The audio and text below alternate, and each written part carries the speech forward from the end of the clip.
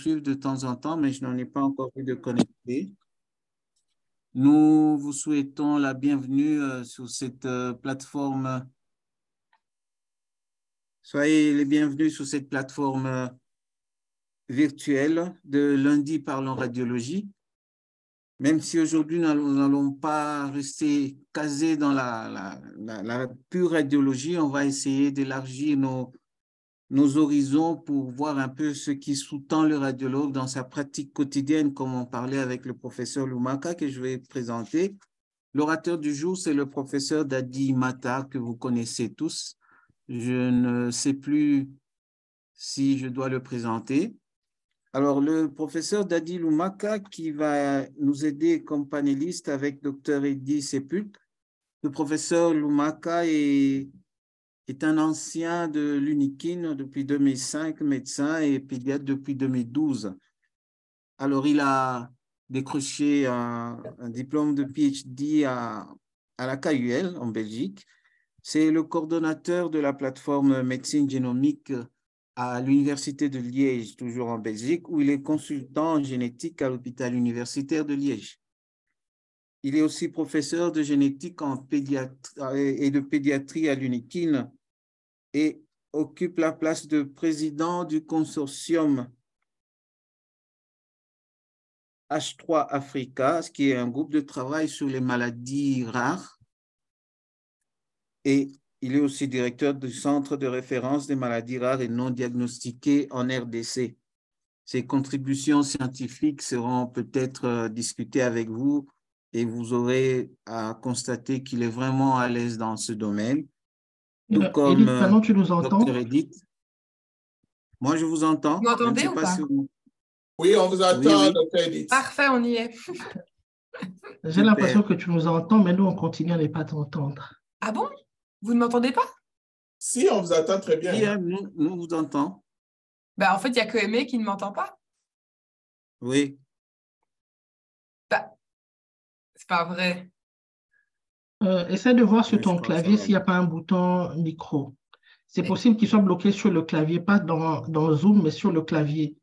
Le bouton Oui, du mais micro. les autres m'entendent, Aimé. Généralement, il y a une touche avec le signe du micro. Mais non, dans la première ligne en haut.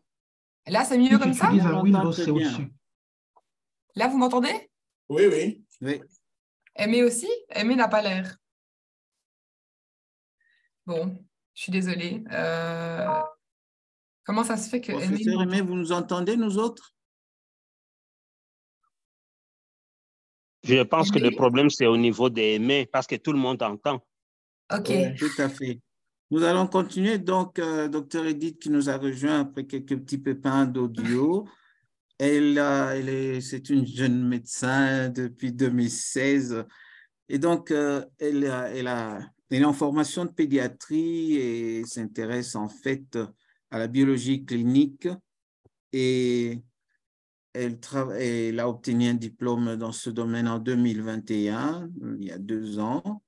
Et son orientation vers la pédiatrie, onco-hématologie et biologie moléculaire va bien nous servir aujourd'hui. Son domaine d'intérêt, c'est les variations génétiques germinales prédisposant au cancer chez l'enfant. Et donc, elle est actuellement attachée à un centre de recherche à l'hôpital universitaire Mère-Enfant Sainte-Justine de Montréal au Canada.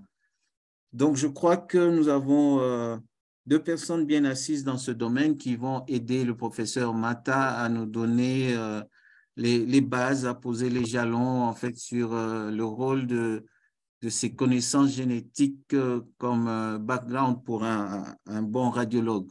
Voilà, professeur Mata, je vous passe la parole. Nous sommes tout oui.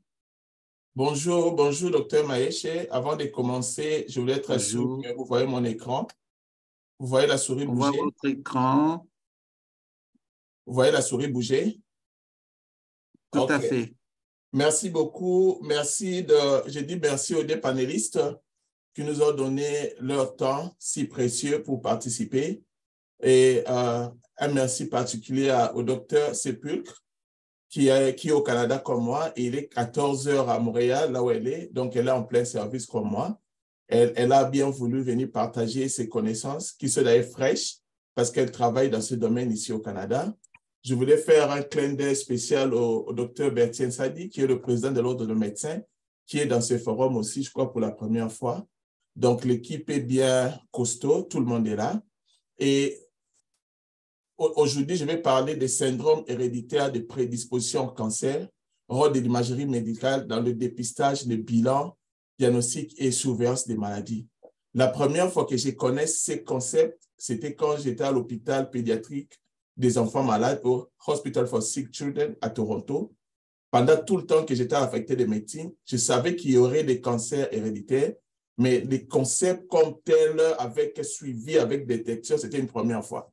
Alors, comme vous allez vous en rendre compte, l'intérêt de cette présentation n'est pas vraiment que vous dites cette image me refait à tel cancer. Non, c'est de pouvoir donner à tout le monde l'information sur les concepts des cancers qui peuvent être liés à la génétique. Maintenant, quel est l'objectif de manière didactique de cette présentation? Comme je l'ai écrit ici, je voudrais qu'à la fin, tout le monde puisse connaître les syndromes héréditaires de prédisposition au cancer le plus rencontrés, ainsi que leurs tumeurs associées. Ça, c'est important pour les radiologues, parce qu'ici, on va te dire que non, ce malade a le syndrome de Li-Fraumeni, échographie abdominale. Il faut savoir pourquoi on fait cette échographie abdominale et à quel rythme on peut le faire. Aussi, savoir les tests radiologiques adéquats pour diagnostiquer ces syndromes. Je me souviens quand j'ai discuté avec Dr Sepulcre, elle m'a posé déjà une question. Elle me dit que ces malades qui viennent avec des syndromes de prédisposition, nous savons que la radiographie, bref, les rayons X en général, ça prédispose ou ça peut induire des cancers. Comment manager ces malades quand ils viennent avec les pneumonies? Est-ce qu'on doit faire l'échographie? Est-ce qu'on doit faire la radiographie? Donc, c'est ce genre de débat que nous avons toujours, non seulement avec le médecin traitant, mais aussi avec les parents. Parce qu'ils se sont documentés, ils savent que les rayons X induisent des cancers. Vous leur avez dit déjà que leur enfant est prédisposé à avoir des cancers et vous voulez encore irradier. Donc, quand vous n'êtes pas armé, vous ne saurez pas tenir le débat avec ces malades-là. Et à certaines extensions, je vais vous parler de l'IRM corps entier. C'est un concept qui n'est pas vraiment en vogue en Afrique encore, mais si pour certains syndromes, comme vous allez le voir, je vais présenter des cas où nous avons eu à faire de l'IRM corps entier. Et pour atteindre ces objectifs, regardons comment j'ai divisé ma présentation. D'abord, je vais commencer par une définition. C'est quoi qu'on appelle les syndromes héréditaires des prédispositions au cancer. Et je vais planter les décors sur les contextes cliniques et l'importance des surveillances radiologiques. Dans quel contexte clinique à peu près nous évoquons ces syndromes et comment nous le manageons sur le plan radiologique en collaboration avec nos collègues cliniciens. Et puis, juste pour mettre la cerise sur les gâteaux, je vais passer en revue quelques syndromes héréditaires de prédisposition juste pour illustrer ce que je vais dire. Et je vais parler des modalités types et à la fin, il y aura une conclusion. Comme définition, comme je l'ai dit tout au début, il existe certains syndromes ou certains cancers qui sont liés à la présence des mutations génétiques constitutionnelles. Donc, pour dire que ce sont des cancers qui sont héréditaires, qui sont transférés d'un parent à l'autre. Et ces cancers, généralement, se manifestent chez l'enfant ou chez le jeune adulte. On a même des cas de cancers congénitaux chez les enfants. Donc, il faut les savoir. Et aujourd'hui, on n'a plus de chance parce qu'avec l'avancée de la génétique et de la radiologie, ça a amélioré des connaissances et permet maintenant des diagnostics beaucoup plus précoces. Je me souviens quand j'étais encore au Japon, mon boss disait, c'est facile quand tu es dans un milieu où il n'y a que la radio, tu dis que, OK, ça, c'est telle lésion, mais pour bien connaître la lésion, il faut faire l'IRM. Mais si tu es dans un milieu où il y a et la radio et l'IRM, tu demandes l'IRM, on te donne l'IRM. Maintenant, il faut poser le diagnostic final, ça devient beaucoup plus compliqué. C'est ce que les avancées nous ont donné. Et comme vous pouvez savoir, les cancers, de manière générale, pour nous les novices, on peut dire qu'il y en a des deux types. Il y en a des cancers sporadiques, non familiels, et c'est la grande majorité. Mais une fine minorité, on a des cancers d'origine familiale, héréditaire, où le malade ou la famille est prédisposé à faire ce genre de cancer. Et ces cours se focalisent beaucoup plus à ces sous-groupes ici, parce qu'on doit les aider, non seulement pour diagnostiquer les cancers, mais chez un enfant, il faut les diagnostiquer chez les autres enfants, mais aussi il faut conseiller la famille en termes de procréation par rapport aux risques qu'ils présentent. Et comme nous savons tous, l'environnement va jouer un rôle important. Je ne vais pas trop m'hasarder dans ces domaines pendant qu'il y a Dr Sepulcre et professeur Lumaka pour parler des types de mutations. Ça, c'est de manière beaucoup plus brève pour nous, les novices. En termes de gènes, nous avons des gènes qui suppressent, on dit les gènes suppresseurs des tumeurs. C'est-à-dire, ce sont des gènes au niveau des ADN qui sont programmés à arrêter la croissance des cellules. Et ils président même à l'apoptose, comme on le sait. Et quand ces gènes ne fonctionnent pas bien, on peut avoir un cancer. Un exemple type de ces cancers, c'est les rétinoblastomes héréditaires, qu'on appelle les RB1, ces maladies-ci. On peut avoir des gènes oncogènes. Pour eux, à leur niveau, ils favorisent d'ailleurs la prolifération cellulaire. Et quand ils ne sont pas bien contrôlés par l'organisme, ils produisent certaines formes de cancer aussi. Par exemple, les néoplasies endocriniennes multiples de type 2, qu'on appelle les MEN en anglais. On peut avoir des gènes stabilisateurs. C'est-à-dire, d'un côté, on a des gènes qui favorisent la multiplication des cellules. L'autre côté, on a des gènes qui défavorisent cette multiplication. Et l'autre troisième groupe, ce sont des gènes qui stabilisent au fait le fonctionnement cellulaire. Et quand ces gènes aussi sont en dysfonction, ça peut nous donner certains cancers, comme l'ataxie et l'angiotaxie. Les maladies que j'ai citées ici, les groupes de cancers que je viens de citer ici font partie des cancers qui sont liés à certaines prédispositions. Donc, les pédiatres, les généticiens connaissent ces cancers ici. Maintenant, dans les contextes cliniques, comment ça fonctionne? Quand je vois ça d'un œil, quand j'étais encore au Congo, ça paraît comme utopique.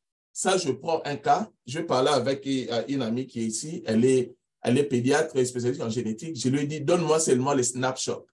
Le jour où vous avez la clinique là, d'oncologie, avec génétique, quels sont les syndromes de prédisposition au cancer que vous recevez en une journée? Par exemple, pour dire que non, chaque deuxième jeudi du mois, vous voyez ces malades-là. Il m'a dit, pour ces jours-là que je l'ai appelé, il avait eu 3 familles avec la notion de syndrome de phéochromocytome et de paragangliome héréditaire. Il avait 3 autres familles avec des syndromes de Li-Fraumeni. Il avait 2 autres familles avec les syndromes de von Hippel-Lindau. Il avait une famille avec la mutation d'ICER1, avec l'enfant qui avait des blastomes pleuropulmonaires, qui est un cancer héréditaire du poumon. Il y avait une autre famille qui avait le syndrome de Beckwith-Whitman. Ça, c'est en une journée qu'elle vient. C'est vrai, il y a un biais, parce que dans la partie maritime, dans les 4 provinces qui sont en bas du Canada, nous sommes le centre de référence. Ces statistiques peuvent être influencées par le fait que tous les malades sont envoyés au même centre, mais ça veut nous dire que ces malades ici, ces syndromes ne sont pas utopiques. Ça existe bel et bien et nous avons obligation de les connaître. Et avec les développements, certains de ces malades iront en Belgique, ils seront vus et puis vont rentrer au Congo pour le suivi. Donc même nous, radiologues qui sommes au Congo, nous devons être capables de poser ces diagnostics et savoir dans les suivis qu'est-ce qu'on doit faire. Maintenant, quels sont les signes cliniques évocateurs nécessitant une consultation génétique spécialisée? En d'autres termes, quand je suis à Kim, à quel moment je dois référer mon malade chez le professeur Lumaka pour qu'il puisse faire l'anamnèse fouillée et d'autres examens. Par exemple, quand il y a un excès de cancer, on sait d'une même branche pariétale. Exemple, tout le monde dans la famille, le grand frère, le petit frère, ils ont des hémangioblastomes ou des phéochromocytomes ou des cancers des cellules rénales. Tout ça, quand vous avez ces groupes de cancers, vous savez que vous avez affaire aux maladies de von Hippel-Lindau. Cela veut dire qu'au départ, vous devez savoir que ces syndromes s'accompagnent de tel groupe de cancers pour savoir bien les localiser. L'autre élément qui peut mettre la puce à l'oreille, c'est lorsqu'on a la précocité de survenir des cancers. Il y a certains cancers qu'on sait apparaissent après 50 ans. On le voit chez un enfant de 15 ans, ça doit tiquer.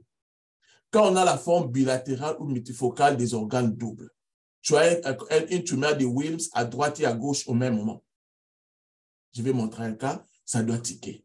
Quand on a certains signes particuliers, par exemple, quand on a une hypertrophie d'un côté, là, on sait qu'on a affaire avec le syndrome de Beckwith-Whitman. Il y a beaucoup de diagnostics différentiels quand un côté du corps est plus gros que l'autre côté. Et ça, je vais revenir après.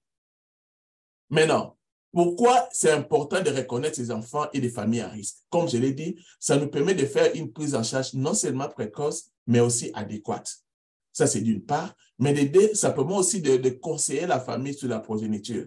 Est-ce qu'il doit continuer à avoir des enfants? Est-ce qu'il doit avoir des tests? Et comment faire la surveillance, surtout pour des chirurgies prophylactiques, pour permettre une bonne évolution de ces enfants. Comme je l'ai dit avant, la reconnaissance de ces entités a augmenté les besoins en imagerie. En Occident, on dit, dites-moi quel est votre plateau technique en radiologie pour que je vous dise comment la grandeur ou la spécialité de votre hôpital. Plus vous faites des examens poussés en radiologie, c'est un indicateur presque indirect de la capacité de prise en charge de votre institution. Et l'imagerie va jouer un rôle en commençant par le dépistage pour voir s'il y a ces lésions-là. Mais quand il n'y a pas de lésions ou quand il y a les lésions, faire la surveillance de ces malades et puis le suivi des lésions déjà détectées qui sont en traitement. Ainsi, au radiologue, on pose certaines questions. Il arrive, quelqu'un frappe à la porte. J'ai ce malade avec Beck-Whiffman syndrome. Quand est-ce que je dois faire une échographie pour commencer? Est-ce que je commence avec l'IRM corps entier? Ou bien c'est quelle modalité de choix? Ce malade il vient avec de tout ça. Est-ce qu'il doit faire une radiographie? Est-ce qu'il doit faire un scanner? Est-ce qu'il n'y a pas déjà une place pour l'IRM du thorax? Parce que de plus en plus, comme vous savez, il y a de la place pour l'IRM du thorax et il n'y a pas de radiation. Il y a des gens qui vont questionner ça. Est-ce que les trouvailles escomptées? Quand tu as fait l'examen, est-ce que les lésions qu'on a trouvées là, c'est en rapport avec le cancer qu'on est en train de craindre? Pour cela, il y aura deux scénarios possibles pour ces malades-là. Soit on a détecté une tumeur, on trouve les mangioblastomes chez l'aîné de la famille, on fait le bilan, est-ce qu'il n'y a pas d'autres lésions? Parce qu'on sait que le malade a tel syndrome qui n'aura pas seulement le mangioblastomes, d'autres lésions. Par exemple, il avait une mutation à DCR1, nous savons qu'ils peuvent faire des pleurodblastomes, mais on peut aussi avoir des tumeurs de thyroïde ou de pancréas. Donc, il faut faire des examens pour trouver cela. Et quand on a traité, il faut chercher les récidives et les métastases à distance. Mais d'autres cas, on trouve seulement la mutation. On trouve que cet enfant a DCR1, mais on fait le premier examen, il n'y a rien. Et ils sont en sec dans la famille. Quels sont les examens à faire chez l'enfant concerné? Mais pour les autres enfants, parce que celui chez qui on a détecté la mutation peut ne pas encore avoir ce cancer, mais son frère qui est encore asymptomatique peut déjà avoir un cancer. À ce niveau-là, comment le gérer? Et si vous êtes au Canada ou aux États-Unis, ce n'est pas la même dynamique. Parce qu'au Canada, tout est pris en charge par l'État. Vous pouvez les appeler tous l'IRM corps entier. Mais aux États-Unis, là, c'est une autre dynamique. C'est le parent qui doit payer. Donc, il faut conseiller l'assurance. Voilà comment les choses-là doivent être jonglées. Maintenant, on va passer en revue quelques syndromes. Le premier, c'est le syndrome de Li-Fraumeni. C'est le syndrome de prédisposition au cancer le mieux étudié au monde, qui a été décrit en 1969 par Frédéric Lee et Joseph Fraumeni. Leurs photos sont ici. Déjà en 1969, ils étaient beaux gars et très élégants. Et c'est une mutation qui est due à une perte de fonction du gène TP53. Le gène TP53 ici, les jours où je vais parler des tumeurs du cerveau, quand on va parler des Sony Hedgehog, on va voir que quand on a cette mutation, c'est déjà des mauvais pronostics. Il y a plusieurs tumeurs au niveau de la tête. Quand cette mutation est là, on sait que c'est des mauvais pronostics. Et pour Li-Fraumeni, c'est le gène phare qui va présider la mutation. Et la transmission est autosomale dominante. Donc, quand un des parents a ça, les enfants ont beaucoup de chances pour en avoir. Et cliniquement, qu'est-ce qui arrive? Ce sont des patients, leur spécificité, ils font des sarcomes. Les sarcomes, c'est leur maladie. Et la plupart des sarcomes sera avant 45 ans. Si le sarcome est avant 45 ans, plus un membre de famille avec un autre cancer avant 45 ans, ou un sarcome à n'importe quel âge. Donc, quand vous avez des sarcomes chez les enfants, pensez à Li-Fraumeni et cherchez dans la famille. Ou soit les patients vont avoir plusieurs cancers, au moins 2 dans le spectre de Li-Fraumeni. Je vais citer les cancers de Li-Fraumeni, notamment les corticosurénalomes ou tumeurs de plexus choroïde, peu importe l'âge des familles. Quand vous avez une de ces tumeurs ici, pensez à ce syndrome. Parce que vous voyez ne peut être seulement le sommet de l'iceberg. Et Li-Fraumeni, ici, on vous montre la plupart des cancers que l'enfant peut avoir.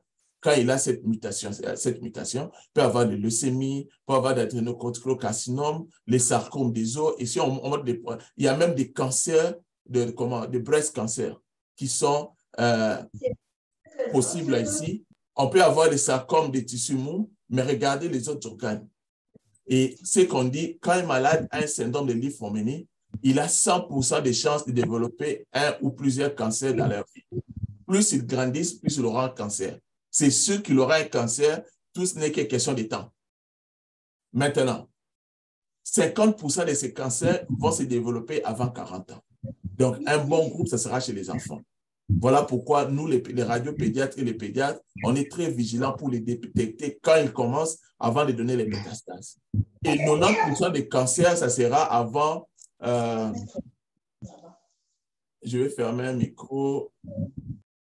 90% des cancers, ça sera avant 60 ans et les garçons sont beaucoup plus à risque. Je vous montre cet exemple ici. Ce malade est venu en radiologie, on a fait un examen. Il avait le syndrome de obsoclonus myoclonus, qui est une anomalie au niveau des mouvements, qui a entre autres, c'est une sorte de syndrome paranéoplasique, comme on dit, qui se manifeste au niveau des troubles de mouvement au niveau de l'air. Je pense que les cliniciens sont là, ils vont vous dire plus. Et quand vous regardez ici, vous trouvez une masse ici, une corticosurrénalome, la même masse pouvait être neuroblastome, mais regardez au niveau de la tête, sur le même malade, au cours du même examen, on trouve une autre masse au niveau des ventricule latéral gauche, qui au fait un carcinome de la plexus choroïde. Et quand vous voyez au niveau de l'œil à droite, vous avez ces rhabdomyosarcomes. Ici, maintenant, j'interpelle les radiologues. Toutes ces masses qu'on voit ici, vous n'avez pas besoin de diagnostic différentiel. Il faut les appeler par les noms. Parce que quand vous les appelez par les noms, vous mettez la puce à l'oreille à tout le monde pour savoir qu'on est dans les contextes de syndrome de prédisposition. En commençant par celui-ci, toute masse au niveau de la base du crâne chez l'enfant, c'est des rhabdomyosarcomes jusqu'à la preuve du contraire. Si on n'a pas fait de biopsie, c'est rhabdomyosarcome. Parce qu'en termes de prévalence, c'est le cancer le plus prévalent au niveau de la base du crâne de l'enfant. Maintenant, il ne faut pas dire qu'ici, chez l'adulte, le diagnostic différentiel sera beaucoup plus vaste. Je pense qu'en mois de mars ou avril, je vais prendre tout un mois, je vais parler des tumeurs du cerveau chez l'enfant, chez l'adulte. Chez l'adulte, on parlait de pseudo-tumeurs, on peut parler d'immunoglobulopathie à IG fort, tout ça. Le diagnostic différentiel est vaste. Chez l'enfant, c'est d'abord rhabdomyosarcome. Chez l'adulte, on peut même inclure sarcoïdose. Chez l'enfant, rhabdomyo jusqu'à la preuve du contraire. Maintenant, quand vous voyez cette masse ici, choroïde plexus, masse en choroïde plexus, c'est soit papillome, soit carcinome. Vous n'avez que les deux là. Et on dit que sur le plan radiologique, des fois, il y a plus de 90%, on ne sait pas les différencier.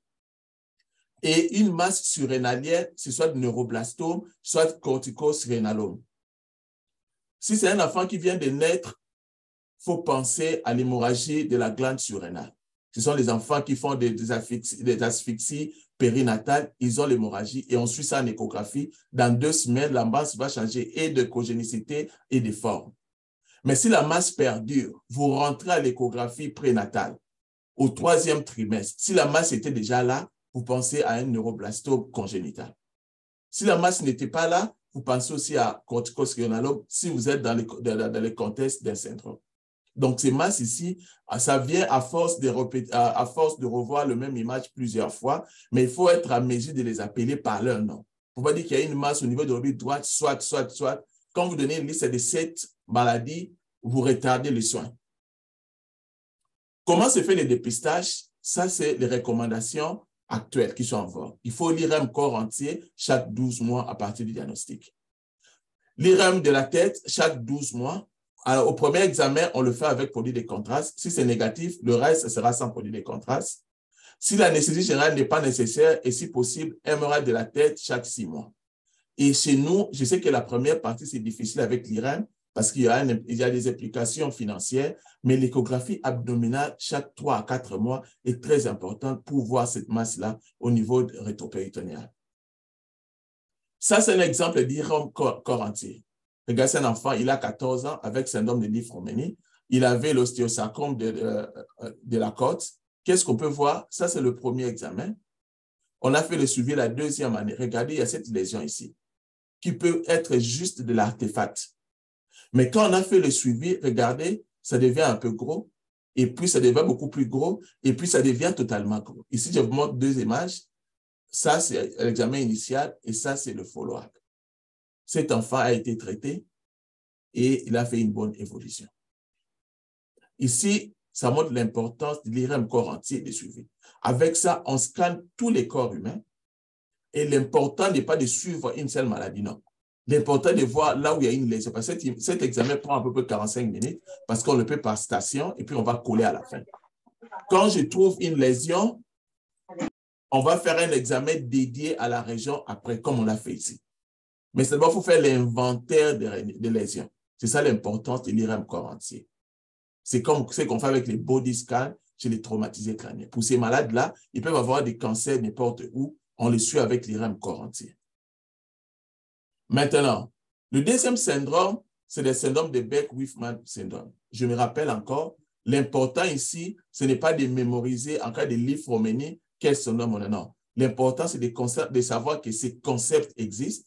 Et quand je suis devant tel cancer ou un enfant qui a beaucoup de cancers, je dois aller fouiller dans la littérature quel est le syndrome qui peut être associé avec les cancers que je suis en train de voir.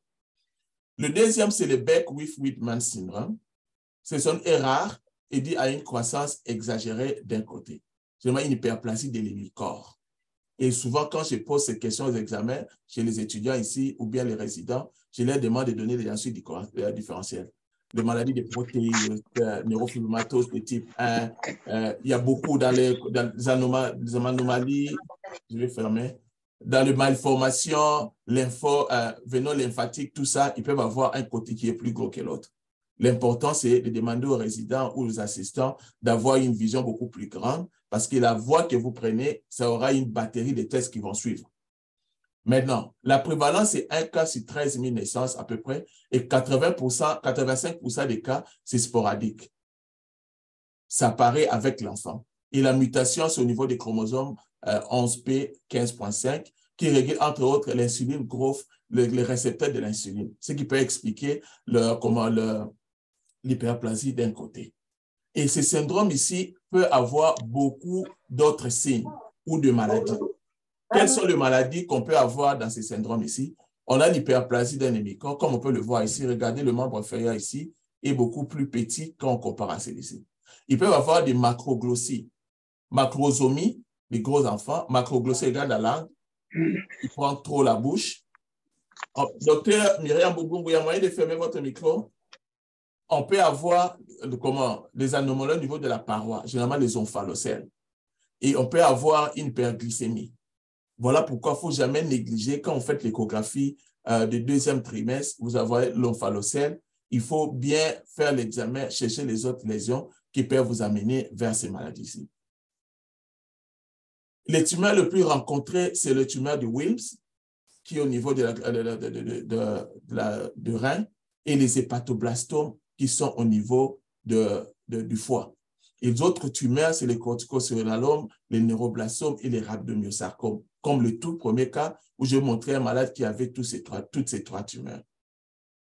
Ça, c'est un exemple. C'est un enfant de 2 ans qui a le syndrome de Beck-Whiffman. Et regardez, il a la tumeur de Wilms. On le voit ici à droite, mais on voit une autre tumeur ici. Et quand vous voyez ici, il y a comme s'il y avait deux lésions. Ce n'est pas qu'une des tumeurs est une métastase de l'autre, non. On a des tumeurs multifocales.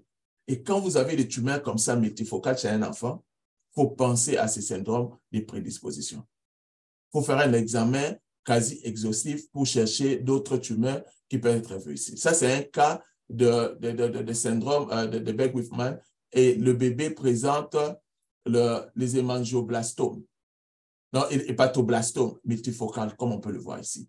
Et ici, généralement, il y aura un débat. Le chirurgien général va venir vous voir pour voir est-ce que ça, ce n'est pas les hémangiomes. Parce que comme vous le savez, les hémangiomes, on a des deux types. Il y a les hémangiomes infantiles qui apparaissent juste après la naissance, généralement après la première semaine, la deuxième semaine. Et il y a des hémangiomes congénitales ou congénitaux, je ne sais pas si on dit un ou une. Ça, c'est à in utero. Et dans les congénitaux, là, il y en a 3 groupes. Il y a ce qu'on appelle les riches, les piches et les niches. C'est-à-dire, il y en a qui commencent, ça augmente jusqu'à 12 mois, ça fait un plateau et ça commence à disparaître. Voilà pourquoi pour les radiologues, on leur dit, quand un enfant a une lésion vasculaire au niveau de la peau, allez examiner l'enfant, posez la question à la maman. Est-ce que la lésion a été vue à la naissance? Est-ce que ça croît avec l'enfant? Si l'enfant a 12 ans, est-ce que ça a stoppé? Ça commence à dire. Pour la plupart des cas, l'échographie, c'est juste un matériel. Tu vas déjà poser les diagnostics avec l'interrogatoire. C'est très important. Et la question, ça sera avec l'hémangiome multifocal comme ça. Et j'ai oublié l'enzyme qu'on dose là encore. Je pense que les cliniciens vont me le dire après. Je vais chercher ça. Et c'est ça, le diagnostic différentiel sera à ce niveau-là. Et on doit doser le marqueur alpha-fétoprotéine qui peut ou ne peut être très élevé dans les hémangioblastomes multifocales au début. Et ça ajoute dans la confusion. Donc, il faut savoir que tout ce qu'on voit là, toute masse chez l'enfant qui naît n'est pas hémangioblastome. On peut avoir les hémangiomes qui sont des maladies bénignes et il faut savoir faire le diagnostic différentiel. Comme je l'ai dit, pour ces malades-là, le suivi se fait comment? On doit doser l'enzyme qu'on appelle alpha-fétoprotéine chaque 3 mois parce que même si on enlève des lésions, cette enzyme, ces marqueurs vont vous permettre de suivre. Parce que quand il y a des récurrences, ça va continuer à augmenter. Les mêmes comme on fait avec les bêta-HCG dans le cas de Moll, tout ça, ça vous permet de suivre ces malades. Et on demande aux parents de faire une palpation abdominale de leur enfant. Ils ne sont pas médecins, mais c'est le minimum qu'on puisse leur demander. Et chaque 6 mois, un médecin doit examiner ses enfants pour palper leur abdomen, pour voir s'il n'y a pas déjà des masses qui apparaissent. Mais on demande aussi une échographie chaque 3 mois jusqu'à 7 ans, parce que d'après les études, après 7 ans, généralement, il n'y a plus de hépatoblastomes qui apparaissent. On va parler de notre syndrome. C'est très fréquent, ce qu'on appelle la neurofibromatose de type 1. Et elle est très fréquente. On a un cas sur à peu près 3000 naissances vivantes, du moins en Occident. Et c'est un syndrome qui a beaucoup d'expressions. On peut avoir une maladie monogénique, peut avoir au niveau des pathologies, au niveau des développements neurologiques. Les symptômes peuvent affecter beaucoup d'organes. Et comme vous le savez, c'est parmi les causes des maladies des moya-moya, c'est-à-dire un rétrécissement des artères carotides internes avant que ça puisse bifurquer au M1, M2. Et ils font facilement les strokes, c'est-à-dire quoi, les AVC, ces enfants ici. Donc, au niveau de la tête, il faut le rechercher. Et quand on fait l'IREM, ne pas oublier l'angio-IREM. Mais au niveau d'autres organes, ça c'est le gène. Il y a des gens qui vont parler des gènes qui sont là. La transmission est autosomale dominante. Il y a des critères diagnostiques. Les cliniciens connaissent ça mieux que nous. Il y a des signes cutanés, il y a des signes oculaires, il y a des signes squelettiques. Il faut avoir un frère ou une sœur ayant NF1. Parmi les signes, on a par exemple des taches café au lait. Il y a des critères. On peut avoir des neurofibromatomes au niveau cutané ou sous-cutané. On peut avoir les neurofibromatomes plexiformes et puis avec des nodus de Leach ou des dysplasies osseuses, comme on peut le voir. Et ces malades présentent beaucoup de tumeurs. Chez nous ici, chaque jeudi, nous avons ce qu'on appelle Brain Tumor Conference. On revoit tous les cas de tumeurs du cerveau des enfants. Sur 10 cas qu'on discute, il y a au moins 2 ou 3 cas de neurofibromatose de type 1. C'est vraiment, vraiment, vraiment fréquent. Et à l'examen, il n'y a pas d'excuse. Comme radiologue, vous ne pouvez pas rater les findings liés à cet examen. Le maître symptôme, ce sont les gliomes de nerfs optiques. Il faut le savoir. Tu ne peux jamais faire un examen du cerveau de l'enfant qui a NF1 sans avoir des séquences dédiées à l'orbite. Ici, quand vous faites ça, vous êtes poursuivable en justice. C'est très important parce que c'est là qu'ils font les premières lésions. Et les lésions qu'on va voir dans la tête, généralement, ne sont jamais cancéreuses. Du moins, c'est ce que je veux montrer, certains. On peut avoir des gliomes cérébrales, ça c'est aussi. On peut avoir ce qu'on appelle les phasies, des lésions qui sont bright, qui sont en hypersignal au niveau des noyaux gris centraux ou bien des substances blanches qui ne deviennent jamais des cancers. Et ces lésions-là, d'ailleurs, on ne trouve pas chez les adultes. Et la plupart des littératures nous disent que ça disparaît avec le temps. C'est vrai. Ces malades peuvent avoir des gliomes, notamment des gliomes pilocytiques au niveau de la fosse postérieure, mais le maître symptôme, c'est au niveau de l'œil. Et ils auront des signes d'appel. Ils peuvent faire des neuroblastomes, ils peuvent faire des leucémies, ils peuvent avoir des tumeurs, des stromas gastro-intestinales, ils peuvent faire des phéochromocytomes, ils peuvent faire des rhabdomyosarcomes. Ceci veut dire quoi? Pour les lésions qui ont des tumeurs solides, comme radiologue, on doit les appeler par leur nom, ces gliomes ici. Par exemple, quand vous êtes au niveau de la fosse postérieure, vous devez savoir qu'il y a la loi des 3. 80% des tumeurs, ça sera soit méduloblastome, soit épendymome, soit astrocytome. Le méduloblastome va toujours nous montrer une restriction de diffusion. Le épendymome peut vous ne pas montrer une diffusion parce que quand vous allez dans les classifications OMS, il y en a des grades 1 et des 2. Les 2 sont beaucoup plus avancés, il y aura des diffusions, restrictions. Les 1 sont moins avancés, il n'y aura pas de diffusion. Et les gliomes pilocytiques n'auront jamais la restriction de diffusion. Donc, déjà, au niveau de la fosse postérieure, quand vous avez une lésion, vous devez le dire. On va voir quelques cas. Ça, c'est un cas d'un patient de 12 ans qui a une neurofibromatosis de type 1.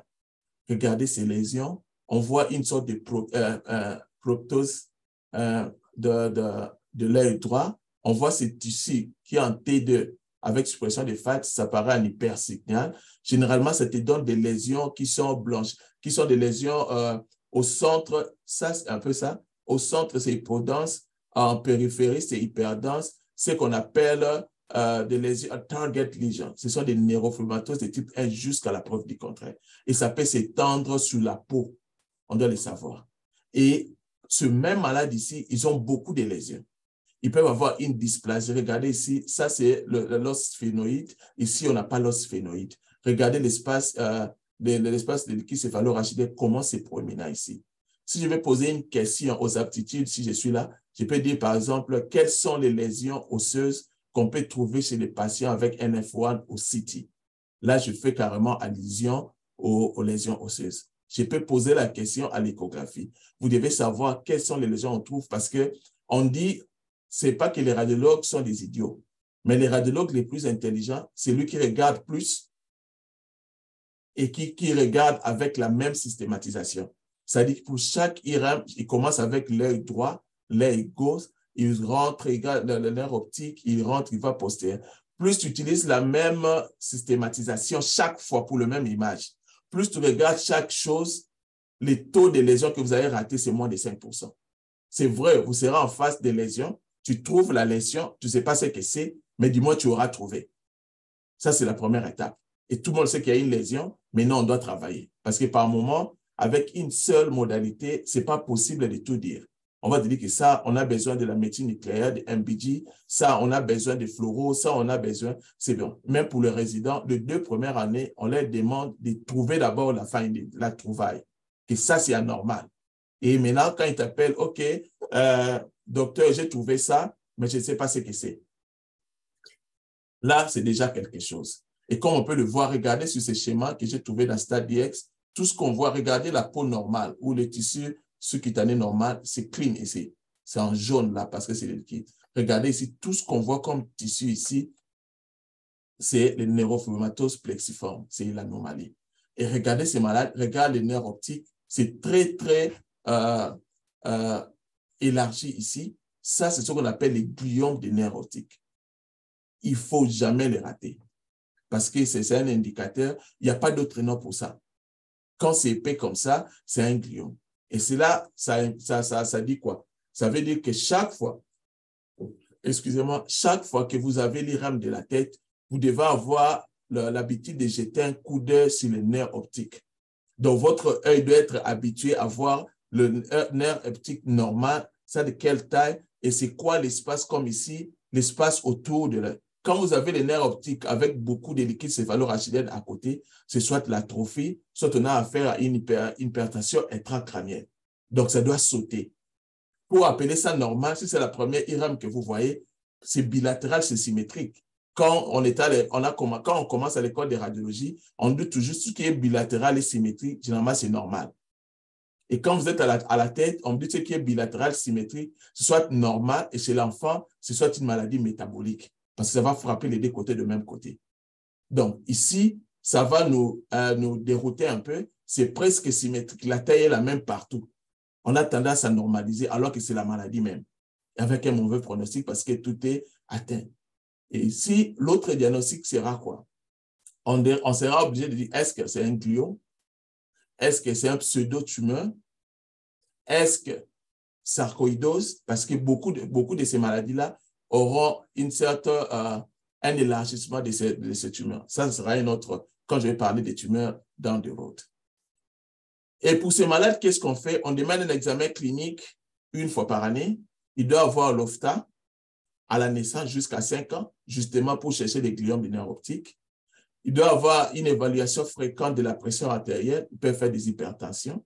L'examen neurologique et orthopédique, ils peuvent avoir des lésions. Et l'IRM corps entier quand ils ont 16 à 20 ans. Ça, c'est un cas d'un patient de 3 ans qui avait une douleur abdominale et disconfort. Et le père avait les nodules de Lisch. Ça, c'est une question d'examen. Quelles sont les lésions oculaires cliniquement qui peuvent indiquer neurofibromatose de type 1? Et les tumeurs de Wilks quand il était enfant. Regardez, le père déjà avait ces lésions. On sait que le papa avait déjà les NF1. Maintenant, quand vous venez au niveau de l'abdomen rétropéritonéal, on trouve cette masse qui est en train d'envahir les structures rétropéritonéales ici, et on le voit ici. Ça, c'est neuroblastome jusqu'à la preuve du contraire. Et pour votre information, neuroblastome, ne faites pas l'échographie, il faut faire le scanner. Parce que la résectabilité de ces lésions-là vont dépendre de ce que vous voyez. Par exemple, une lésion qui touche n'importe quel vaisseau sans comprimer ou bien encassé, comment on dit ça, entouré à plus de 50%, on peut opérer. Mais quand une masse touche seulement l'artère ou la veine rénale, on n'opère plus. C'est ce qu'on appelle les images Defined Risk Factor. L'année passée, on a fait 2 présentations au Congrès américain de radiologie sur la reproducibilité des radiologues pour évaluer ces lésions-là. Donc, la neuroblastome, l'évaluation s'est faite au scanner et à l'IRM.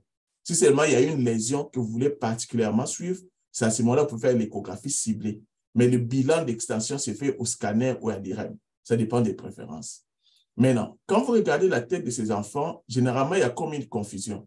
Pourquoi? Vous êtes en face d'un patient qui a une propension à faire beaucoup de cancers et vous avez des lésions à la tête que vous ne savez pas interpréter. Il faut savoir ce qu'on appelle des PHASI, Focal Area of Signal Intensity. Ces lésions sont comme une sorte d'amartome. Et d'après plusieurs publications, ces lésions disparaissent plus l'enfant grandit. Et à l'imagerie, quand vous faites, vous devez seulement rechercher les signes qui traduisent l'absence d'une cancérisation, si on peut dire, une transformation maligne. Vous cherchez une restriction de diffusion, s'il y en a, et si une lésion qui ne rehaussait pas commence à rehausser, ça devient inquiétant. Il faut savoir là où on les trouve, au niveau des noyaux gris centraux et au niveau des noyaux dentés à la fosse postérieure. Tant que ça reste stable, dans les différentes études, on est calme. Quand ça commence à rehausser, c'est alors que vous pensez à des gliomes.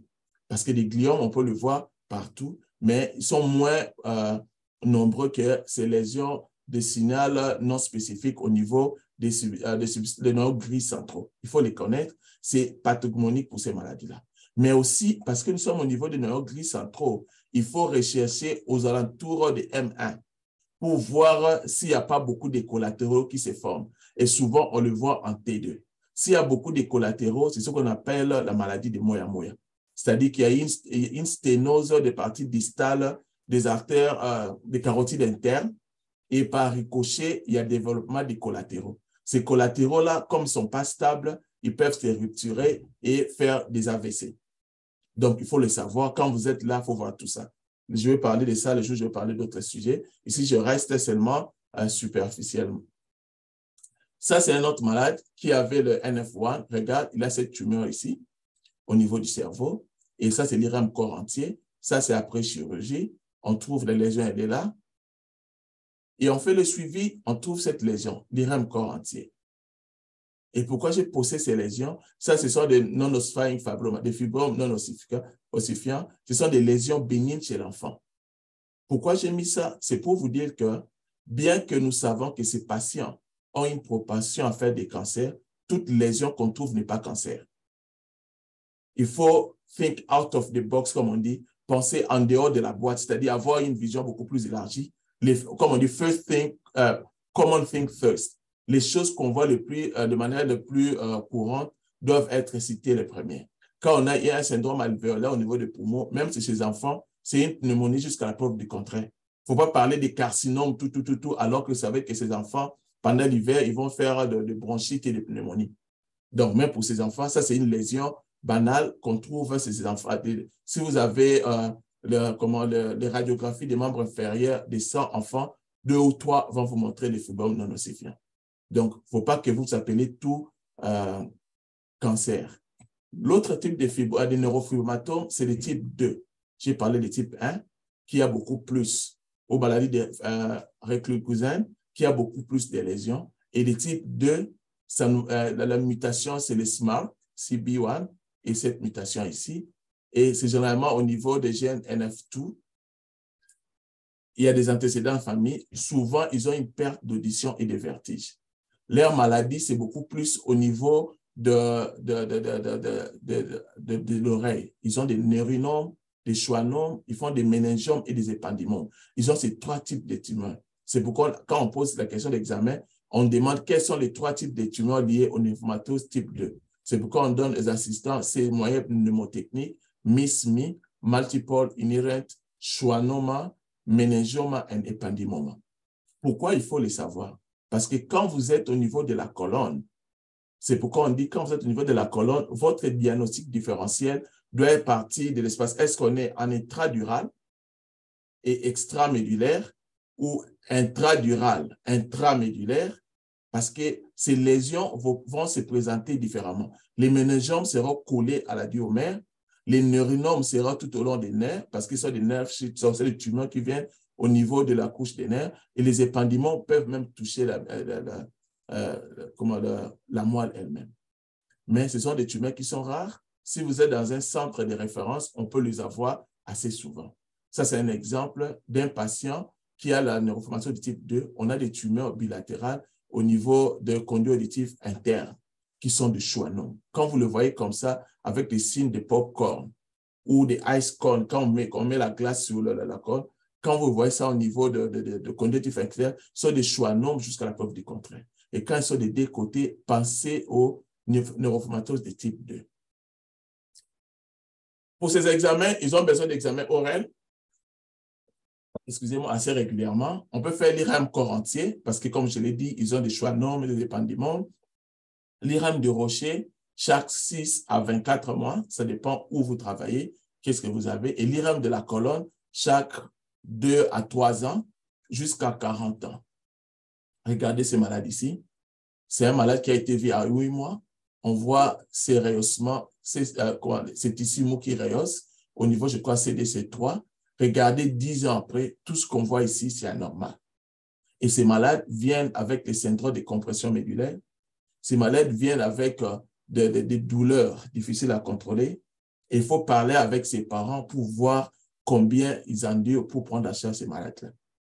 Tôt on les découvre, mieux ça vaut. Et surtout que maintenant, il y a ce qu'on appelle la thérapie target therapy. Il y a certaines mutations. C'est comme on a publié un papier récemment avec un assistant sur comment différencier à l'imagerie des gliomes de bas grade. Quand on voit les mutations comme le V600E, tout ça là, à l'imagerie, maintenant, la tendance actuelle, si vous voyez tous les papiers publiés dans radiologie, on a tendance à prédire la biologie moléculaire à partir de l'imagerie. Pourquoi? Parce que certaines de ces lésions peuvent bénéficier de traitements très précoces et améliorer la prise en charge de ces malades-là. Et ces tumeurs, quand tu le vois comme ça, il n'y a pas de diagnostic différentiel. C'est des schwannomes multiples et puis il faut poser le diagnostic de neuroformation de type 2. On va aller vite. Il me reste 3 minutes avec la maladie de von Hippel-Lindau, qui est une mutation qu'on trouve à 1 cas sur 30 à 50 000 naissances. Les tumeurs, excusez, sont beaucoup plus vasculaires, de croissance lente, prédominance au niveau de la fosse postérieure. Et les gènes, c'est VHL. Les critères, il y a beaucoup de critères. Je pense que les cliniciens vont revenir sur ça. Et les tumeurs endocriniennes et non endocriniennes peuvent avoir lieu. Le maître symptôme ou la tumeur principale sont les hémangioblastomes.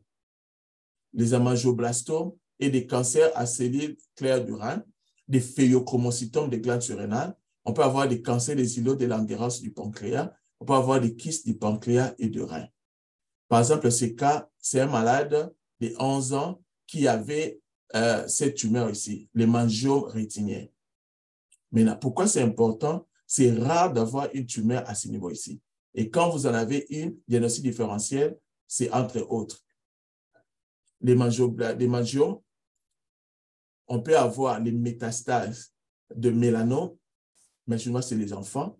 On peut avoir les rétinoblastomes qui seront là. Et quand c'est les rétinoblastomes, il faut chercher est-ce que c'est bilatéral, trilatéral ou quadrilatéral. C'est-à-dire, est-ce que l'autre œil est atteint? Si c'est atteint, il faut voir le nerf optique. Parce que si le nerf optique est atteint, ça change de traitement. Et il faut voir au niveau supracellaire, est-ce qu'il n'y a pas une masse? Et regarder au niveau de la glande pinéale. toutes ces places-là peuvent avoir des tumeurs en cas de rétinoblastome. Donc, quand c'est un enfant, je pense au rétinoblastome. Quand c'est un adulte, je pense à un mélanome métastatique ou primaire. Mais si j'ai une autre lésion, voilà pourquoi on dit toujours l'attention des apprenants n'est pas avoir ce qu'on appelle search satisfaction, la satisfaction des recherches. Oh, j'ai trouvé cette lésion, j'ai ça, Iramali, je saute. Regardez, quand on voit la fosse postérieure pour le même malade, on a cette masse ici. Il y a une partie kystique, une partie qui est solide. Maintenant, on est dans la fosse postérieure. Le diagnostic différentiel clé, ça sera est-ce que c'est un gliome pilocytique ou bien c'est les mangioblastomes. Parce que c'est les mangioblastomes, nous avons affaire au ventre hypolindo. Il faut chercher, faire par exemple, on peut faire la fluoro, voir s'il y a la vascularisation, chercher les mutations, tout ça. Mais si je pense que c'est les gliomes pilocytiques, là, ça peut être dans les contextes de NF1, néophromatosis de type 1. Et à l'imagerie, comment les distinguer? Généralement, dans les mangioblastomes, la paroi de la partie kystique ne prend pas de contraste, comme on le voit ici. Alors que dans le astrocytome pilocytique, ça prend souvent des contrastes. Mais ce n'est pas un signe qui est à 100% visualisé. Vous devez le connaître, c'est comme ça. Ça, c'est un autre cas. C'est une patiente de 10 ans qui avait l'hypertension et des palpitations. Et quand on regarde au niveau de la surrénale, on a ces masses ici. Et ça, c'est son frère, 12 ans, au même niveau, on a des masses. Même famille, la jeune sœur a ses masses, le grand frère a ses masses. Et dans ces cas-là, c'était le phéochromocytome surrénalien bilatéral. Et ces patients avaient un syndrome de von Hippolydon. Donc, en d'autres termes, si on détecte ces syndromes chez l'enfant ici, on doit examiner sa sœur. De même, quand on détecte le syndrome d'un enfant secoué ou abattu, un enfant de 3 ans qui a été tapé par les parents, on doit examiner le petit frère s'il est là. Parce que les parents qui tapent l'aîné vont certainement taper l'autre. Et ces choses-là, ça dépend de là où vous travaillez. Si vous ratez de suggérer ça dans votre spécialité, là où vous êtes, on pense que c'est un manque et ça peut être criant. Ça, maladie de Fepol-Inlo, ça, c'est l'IRM corps entier chez un malade qui avait ce syndrome-là, post-op, phéochromocytome. On a des kystes qui sont banaux, mais quand on a fait le suivi, il y avait les mangioblastomes qui est apparu au niveau de la tête. Et ça nous montre le rôle de l'IRM corps entier. Regardez ici, il n'y avait rien, mais 2 ans après, il y a une lésion qui passe. Pourquoi j'ai montré ça? Parce qu'au départ, la lésion était à ce niveau ici. Ça a été réséqué chirurgicalement. Donc, si on fait seulement l'IRM, notre IRM va se limiter au niveau de l'abdomen, à la région d'intérêt. Mais ces malades, à cause de l'IRM corps entier, regardez, on a détecté la lésion au niveau du cerveau avant que ça ait un effet de masse majeur pour ramener l'enfant à l'hôpital avec de l'hydrocéphalie. D'où le rôle de l'IRM corps entier. Je vais conclure, il me reste 1 minute. Je vais carrément lire pour ne pas déborder. La génétique devient de plus en plus partie intégrante de la pratique moderne de l'oncologie. Elle permet non seulement le diagnostic précoce des syndromes héréditaires de prédisposition au cancer, mais aussi d'en faire la physiopathologie. Étant donné l'importance de l'imagerie dans le diagnostic et de la prise en charge de ces syndromes, le radiologue doit les connaître et développer les protocoles et recommandations adéquates de dépistage et de surveillance pour guider les cliniciens, ainsi que garder ce rôle d'antan dans la prise en charge de ces patients. Merci beaucoup. Et toutes les questions, il faut les poser au prof Lumaka et à Dr Sepulk. Moi, j'ai disparu. Non, j'ai blagué. Merci beaucoup. Grand merci, professeur Mata, pour cet exposé intéressant, brillant et concis. Je pense que nous avons avec ça, je vais couper ma vidéo, excusez-moi, c'est parce que je n'ai pas un bon flux. Tout en vous remerciant encore, docteur Dadimata, je demanderai à l'Assemblée de préparer les questions. Ils peuvent les envoyer par écrit sur le chat. Mais en attendant, je crois qu'on prendrait bien les avis et les ajouts de Dr Edith, s'il en a, parce qu'elle a de l'expérience clinique, hein, au-delà de tout ce que le radiologue vient de nous rabâcher ici. On a besoin d'une clinicienne avérée pour nous dire un peu ce qu'il en est. Comme ça, nous saurons quand même avoir un peu une vision complète. Ça peut aller, docteur Edith? Oui, bonjour. Merci Bonjour. beaucoup, docteur Mata, pour ce brillant exposé. C'était vraiment très, très intéressant. Je voudrais juste corriger que je n'ai pas énormément d'expérience clinique. Moi, j'ai fait la biologie clinique, donc le versant en laboratoire. Et je travaille au laboratoire en biologie moléculaire pour détecter justement les syndromes de prédisposition. Mais ça fait 2 ans que je vois des patients en clinique, en effet, qui ont des syndromes de prédisposition. Et j'ai fait 1 an de pédiatrie, donc j'ai un petit peu d'expérience, mais j'en ai sûrement moins que beaucoup d'entre vous. Maintenant, par rapport à l'exposé, il était déjà très, très complet, je trouve. J'aurais pas grand-chose à rajouter. Peut-être juste 2, 3 petits trucs ou outils dont je voulais vous faire part parce que je les trouve intéressants. Et d'abord, je voulais juste quand même dire que le syndrome de prédisposition au cancer, c'est quelque chose qu'on ne connaît probablement pas encore suffisamment. Donc, on commence seulement à détecter les gens. Enfin, il y a les syndromes très connus comme l'hypomanie, etc. Ça, c'est sûr que des syndromes aussi pénétrants, donc ça veut dire les patients qui vont toujours avoir des cancers, etc. Ceux-là, on les connaît déjà, et ça, c'est environ 1 sur 10, un peu moins. Mais on pense qu'il y a beaucoup de mutations et de gènes qui prédisposent au cancer de manière un peu plus incomplète. Et donc, ces gènes-là et ces mutations-là qu'on est en train de découvrir grâce à l'explosion du NGS, mais on ne les connaît pas encore tous. Mais en tout cas, ce dont on se rend compte, c'est que il y a beaucoup de gens qui sont porteurs de ces prédispositions.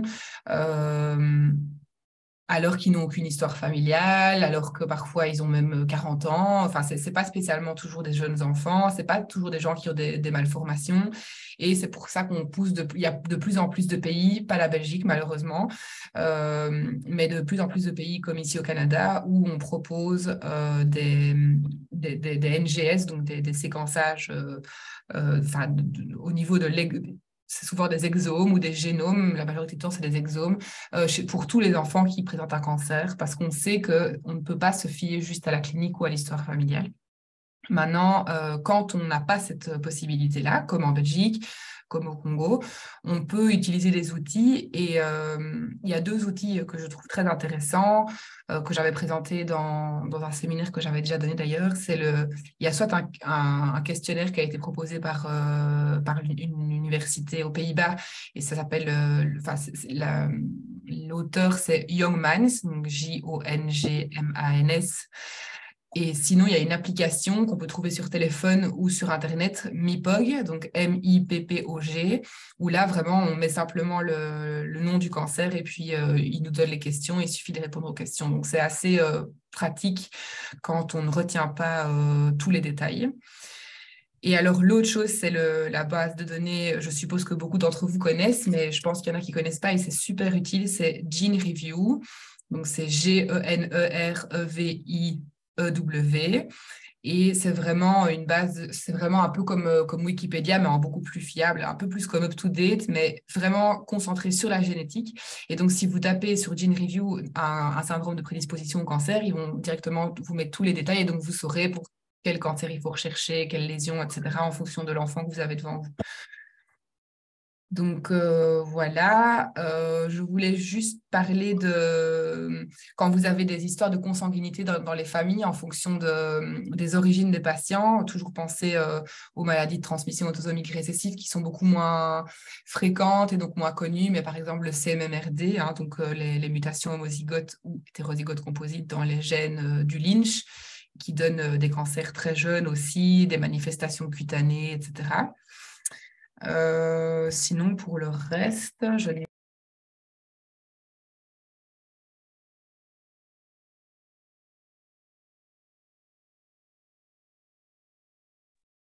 Elie, ton micro est coupé.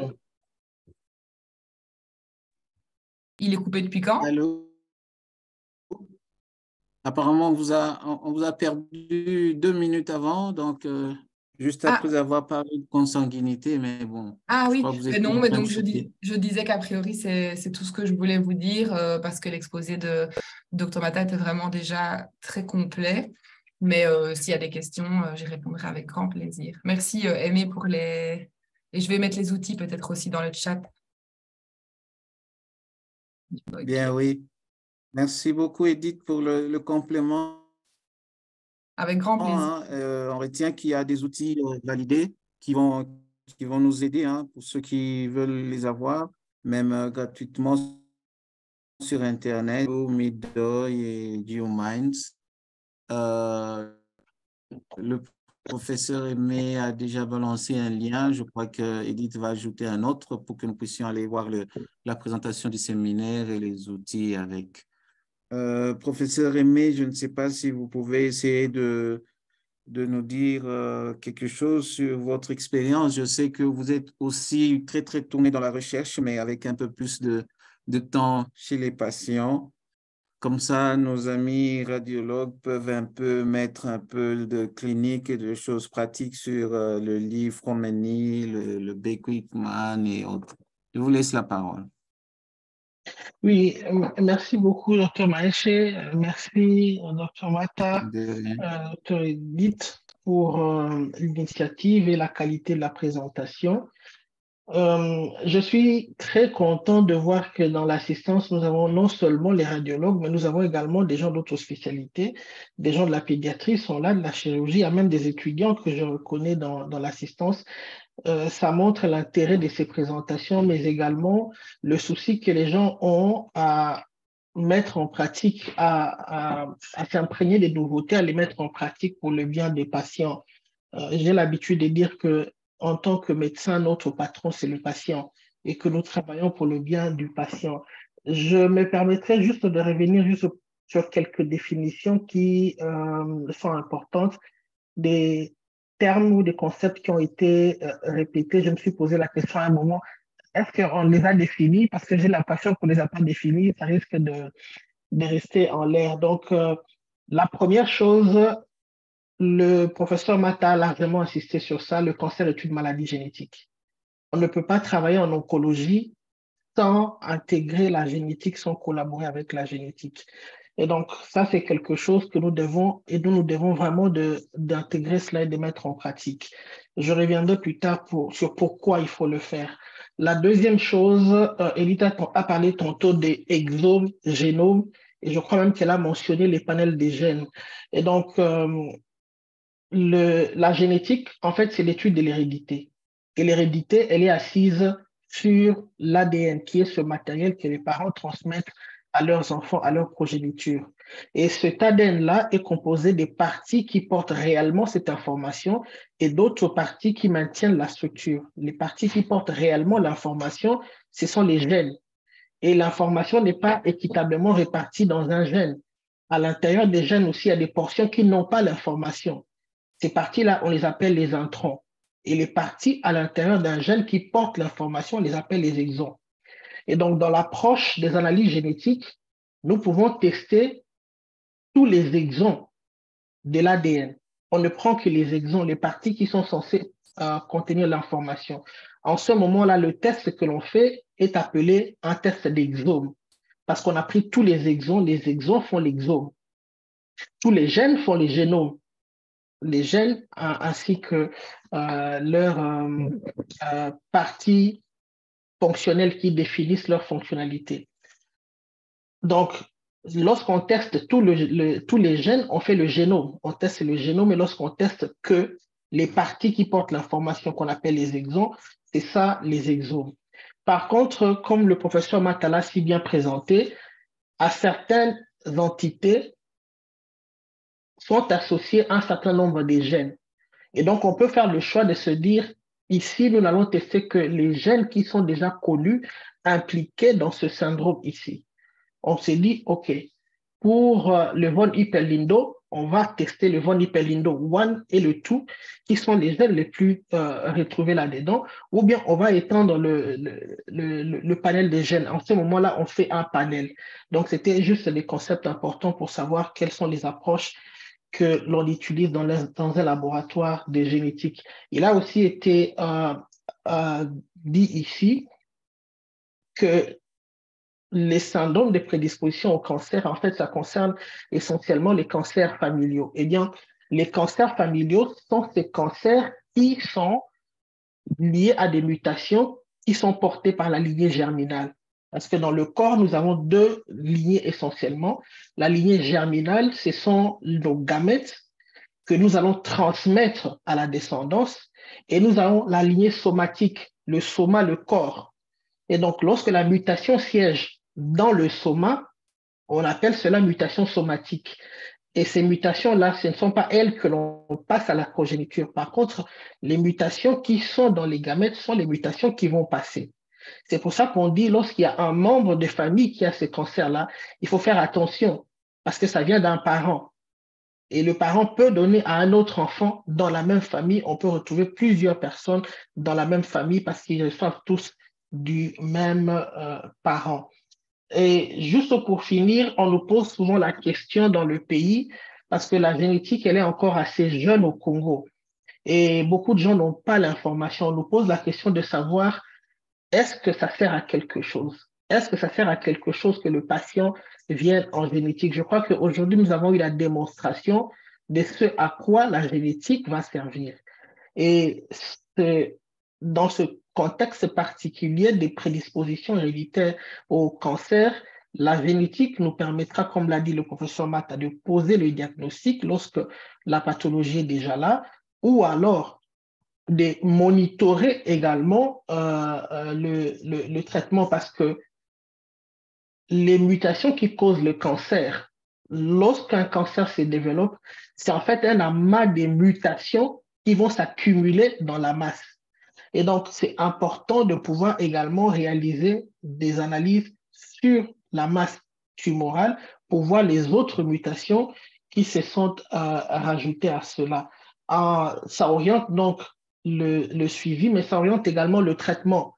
En fonction de certains types de mutations, on sait à quoi le patient ou à quoi la tumeur va le plus répondre. Est-ce que ça répondra mieux à la chimio ou à l'hormonothérapie? Est-ce que ça répondra mieux à la radiothérapie?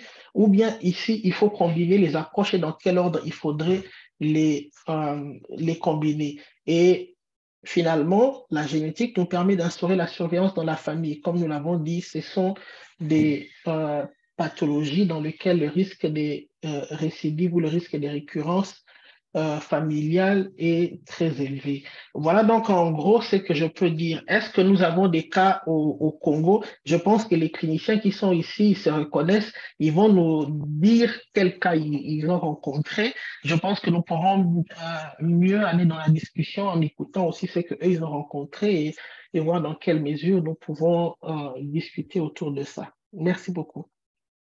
Grand merci, professeur Aimé Lumaka. C'est vrai que les notions, les définitions que vous venez de rafraîchir étaient vraiment importantes. On comprend un peu mieux les phrases dites avant.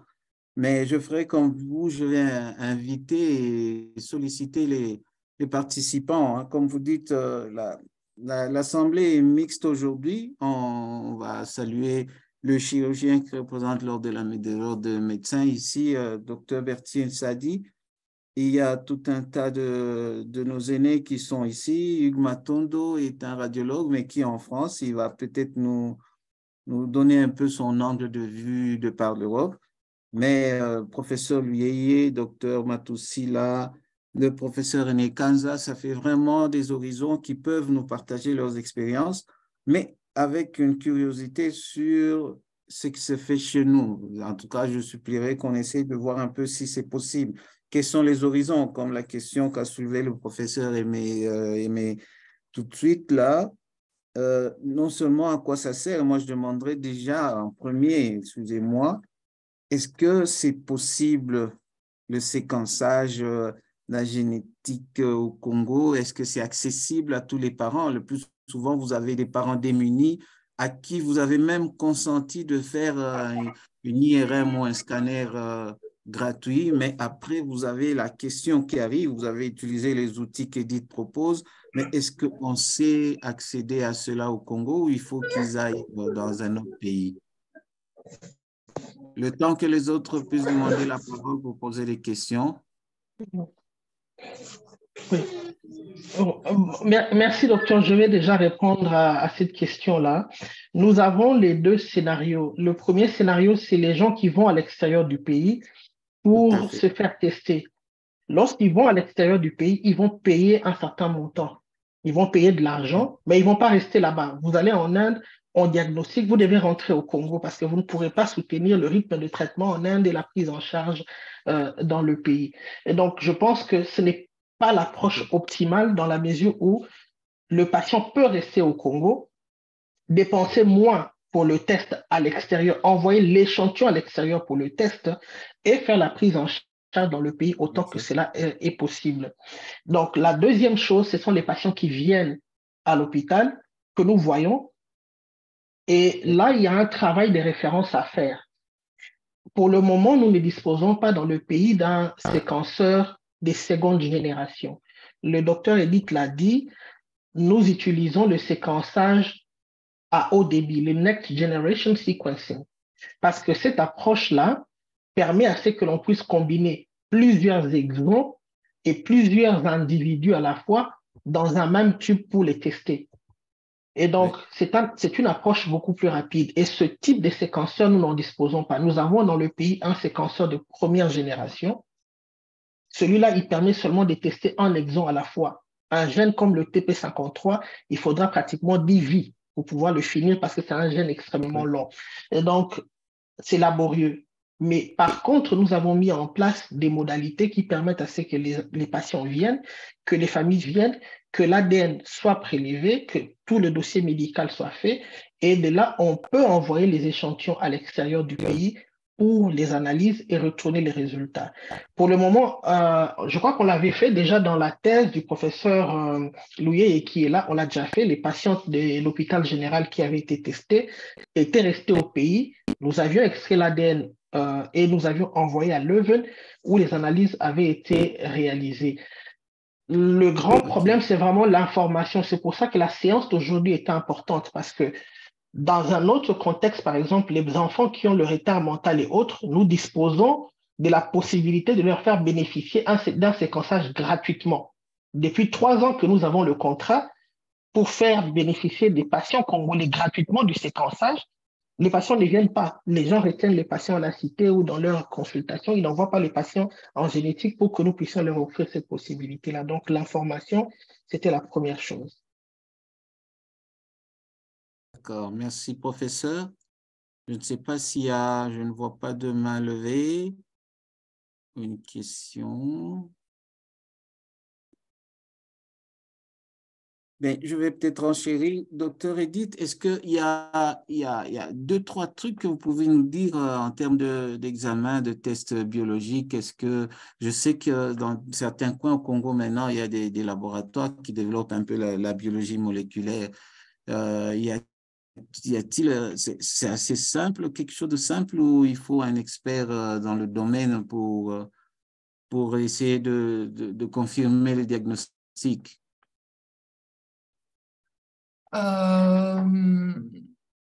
Je vais répondre avec Aimé, hein.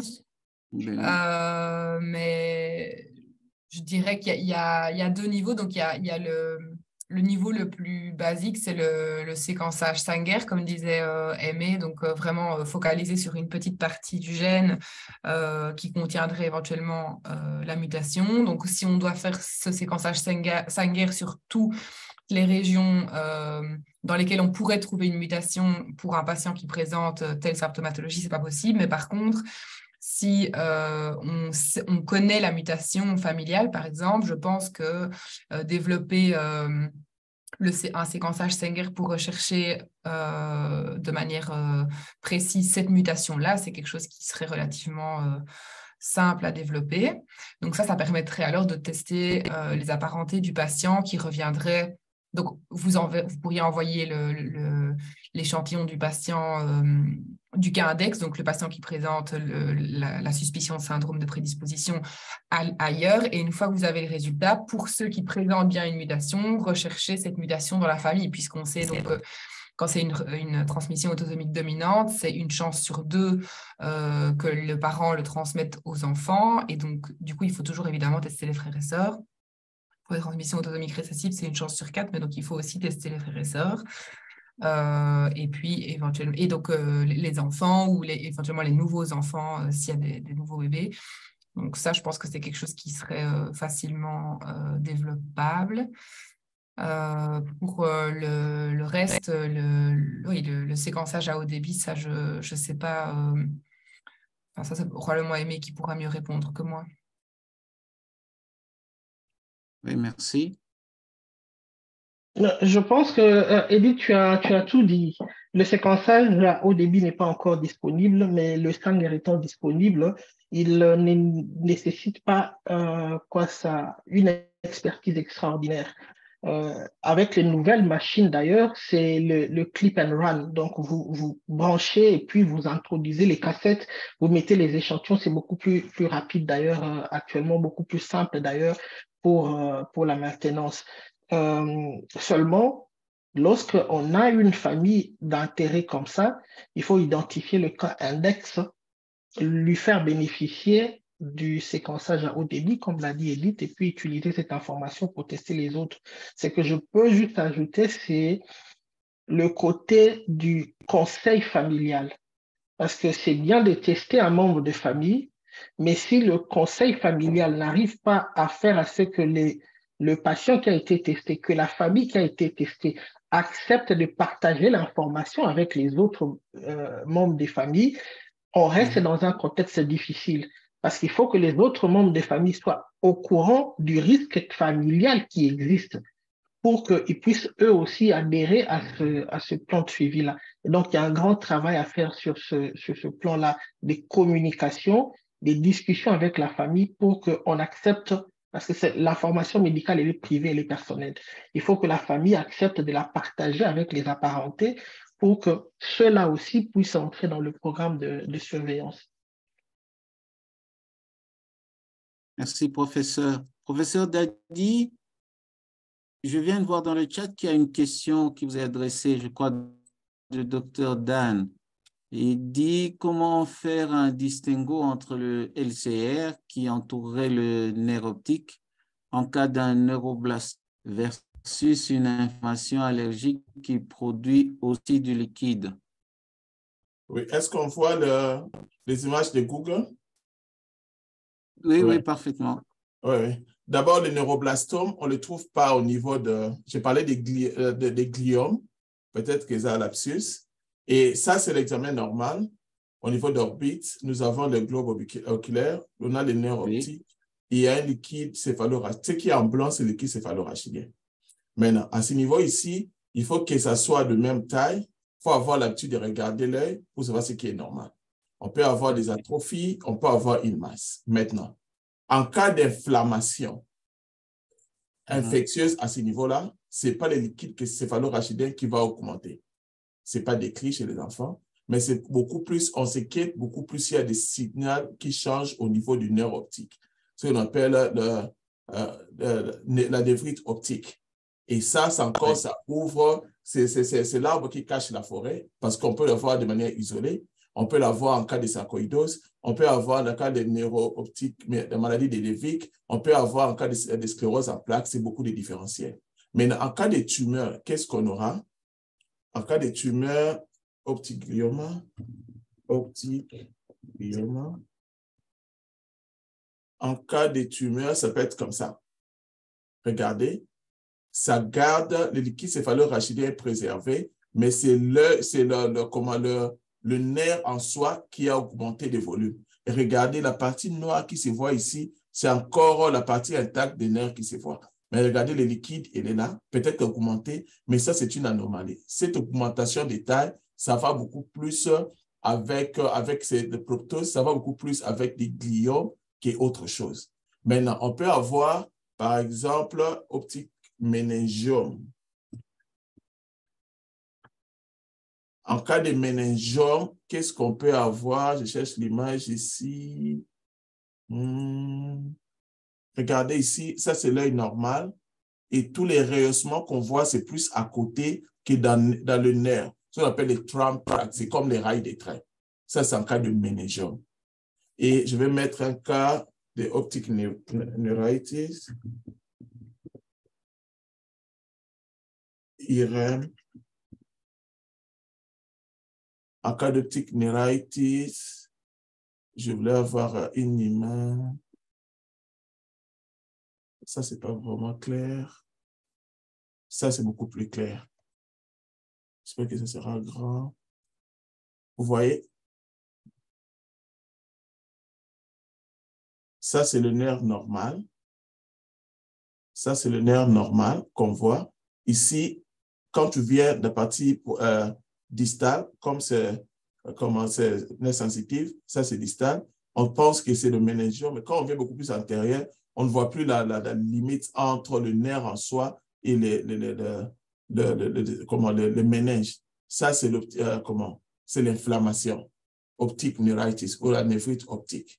Donc, comme radiologue, comme neuroradiologue, on doit être capable de faire ces distinguos entre les gliomes, entre les inflammations comme l'optique neuritis, entre le méningiome et la sarcoïdose. Toutes ces histoires-là, on peut les différencier. Mais en cas d'inflammation, il n'y a pas augmentation de liquide céphalorachidien. Quand vous avez l'augmentation de liquide céphalorachidien, pensez à une hypertension intracrânienne idiopathique. Ça, c'est un autre débat. On va s'égarer. Donc, on rentre dans les syndromes de prédisposition au cancer. Comme on a le privilège d'avoir Aimé et Edith ici, on doit les exploiter le maximum possible. Merci. Merci, professeur.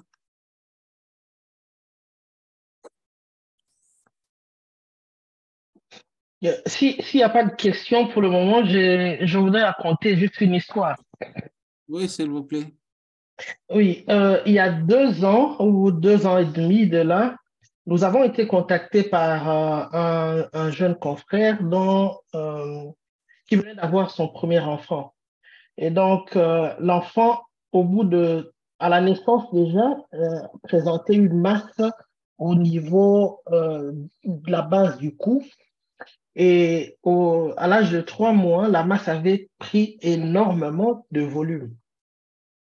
Et c'était clair pour nous que cette masse-là, on était dans ce qu'on appelle chez nous les éléphantiasis. Mais en fait, ce n'était pas ça.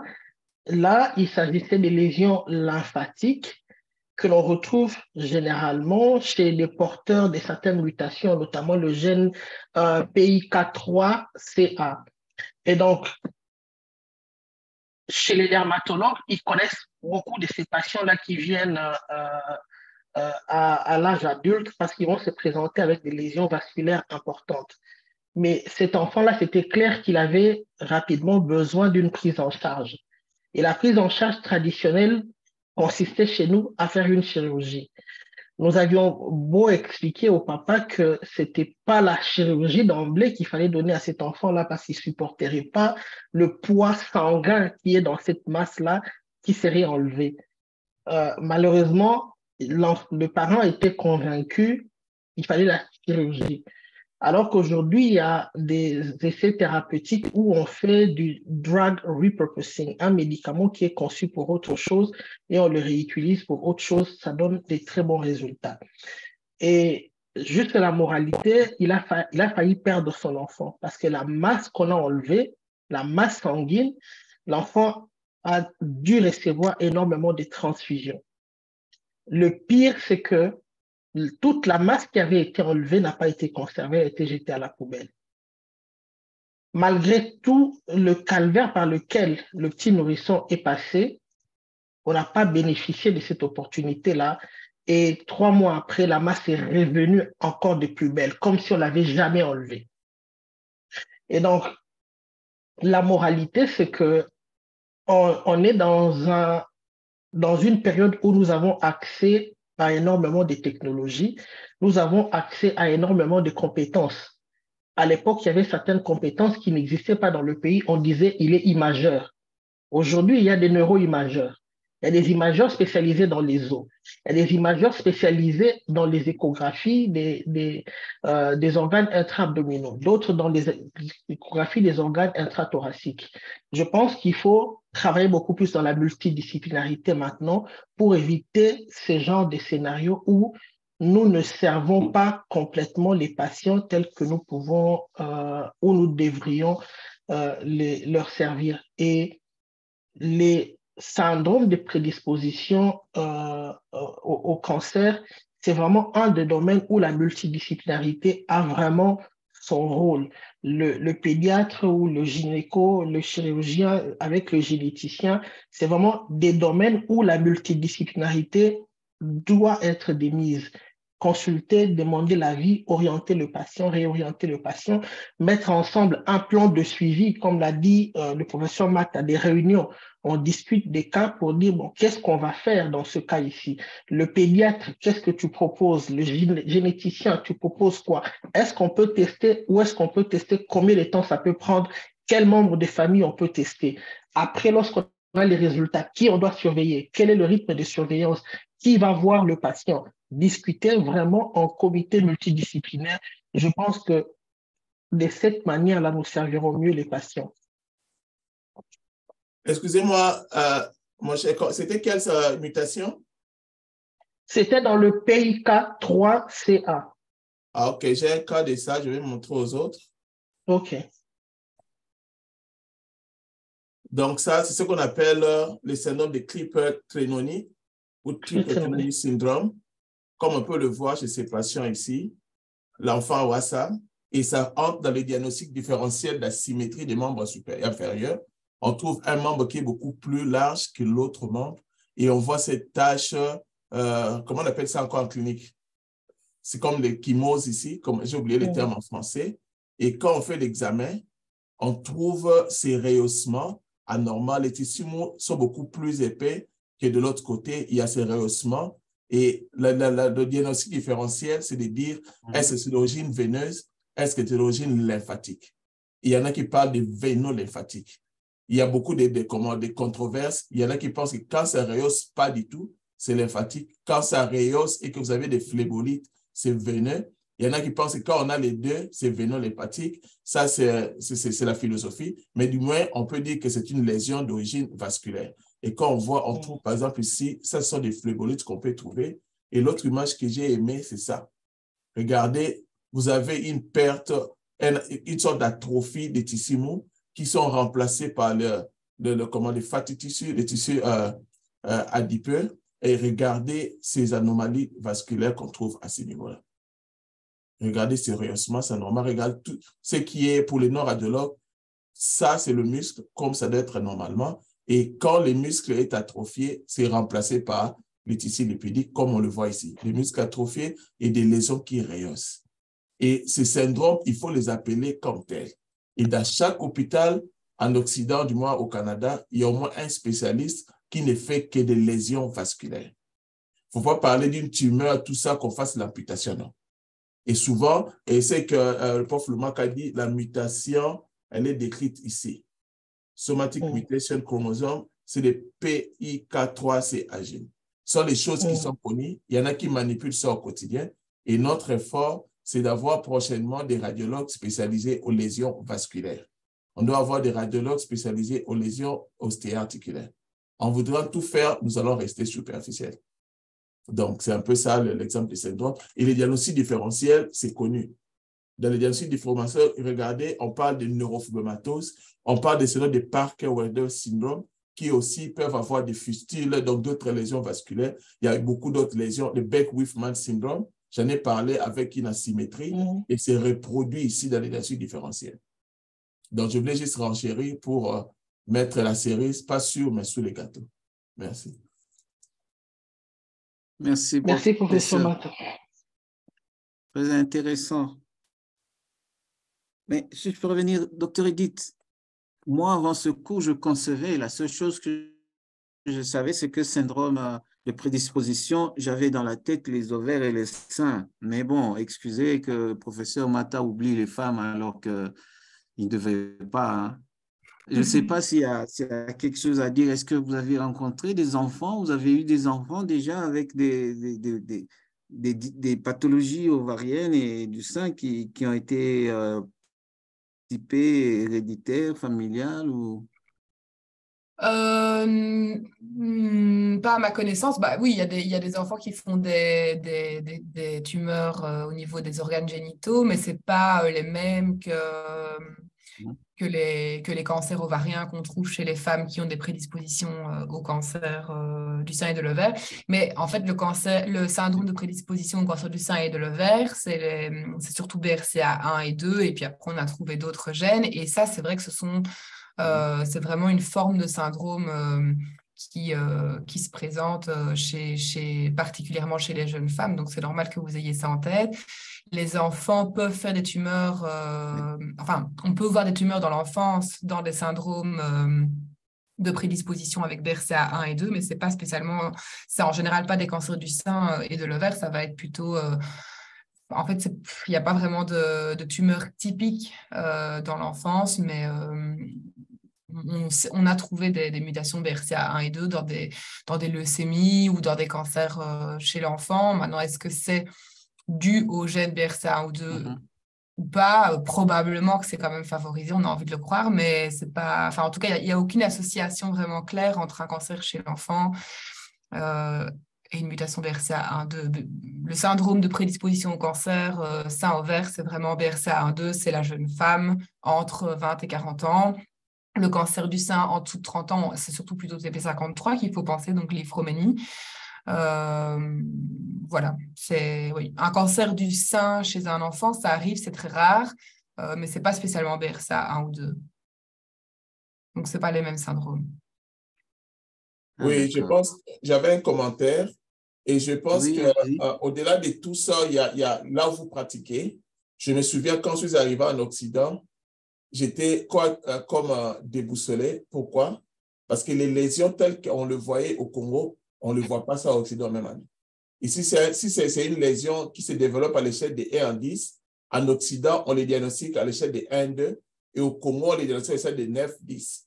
Donc, quand vous quittez l'autre côté, vous venez ici, c'est comme si ce que vous voyez au Congo, ce n'est pas la même chose. Parce que si on veut détecter vraiment quand ça commence, l'ostéomélite, vraiment quand ça vient de commencer, alors que chez nous, comme j'étais dans un forum, je ne sais pas lequel, je crois les CUK, on voit l'ostéomélite, on ne sait même pas si on est dans les pathologies ostéodystrophiques. Donc, c'est vraiment, je pense que c'est dans le rectotrauma, vraiment développé. Donc, pour revenir au cancer, si on a ces cancers chez les enfants, ils seront détectés vraiment à la phase précoce et pris en charge, alors qu'avec la même mutation, le cancer sera détecté à 45, 50 ans chez nous en Afrique et ça sera déjà bien développé avec des métastases.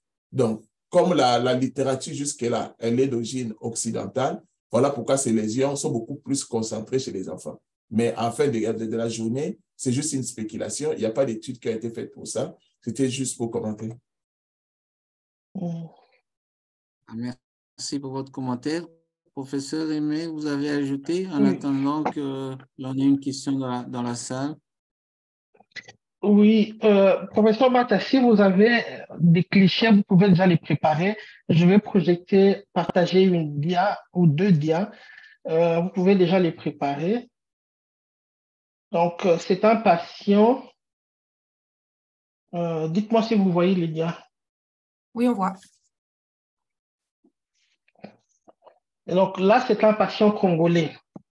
Donc, le garçon ici nous a été amené en consultation. Il était âgé de 13 ans. Et dans la famille, il n'y avait personne d'autre qui avait les mêmes problèmes que lui. Il n'y avait aucun problème au cours de la grossesse ni de l'accouchement. Il est normalement né à terme. Il y a eu une bonne adaptation à la vie extra-utérine.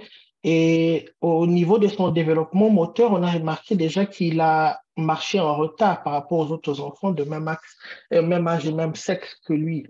Et il a été admis plusieurs fois à l'hôpital, mais c'était pour la pathologie qui est la plus courante chez nous, qui est le paludisme. Et il a été transfusé également plusieurs fois. Mais en regardant ces paramètres anthropométriques, on remarque déjà que c'est un enfant qui a une courte taille, significativement courte, comparé aux autres enfants du même sexe et du même âge. Vous le voici. Mais ce qui est extraordinaire, c'est ceci. Donc, lorsque vous regardez cet enfant, je ne sais pas si vous voyez entièrement ma dia. Oui, on voit bien.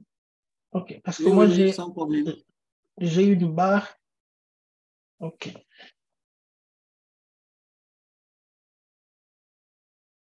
OK.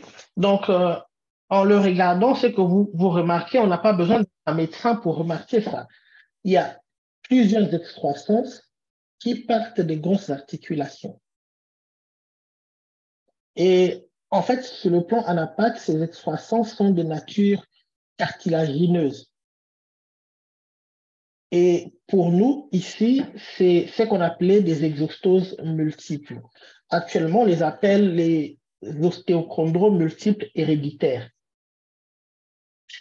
La raison pour laquelle je présente ça, c'est parce qu'il y a des recoupements avec la radiographie, mais c'est parce qu'aussi ça rejoint ce que je disais avant. Un enfant comme ça viendrait en chirurgie, on l'opérerait, on enlèverait les excroissances, mais on ne le référerait pas en génétique. Alors que cet enfant ici a une lésion ou a des lésions qui sont causées par une mutation génétique.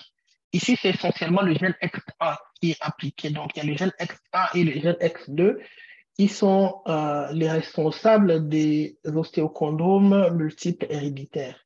Et chez cet enfant ici, nous avions réalisé les analyses génétiques et on avait mis en évidence une mutation dans le, je ne sais pas si vous voyez, OK, une mutation dans le gène X1.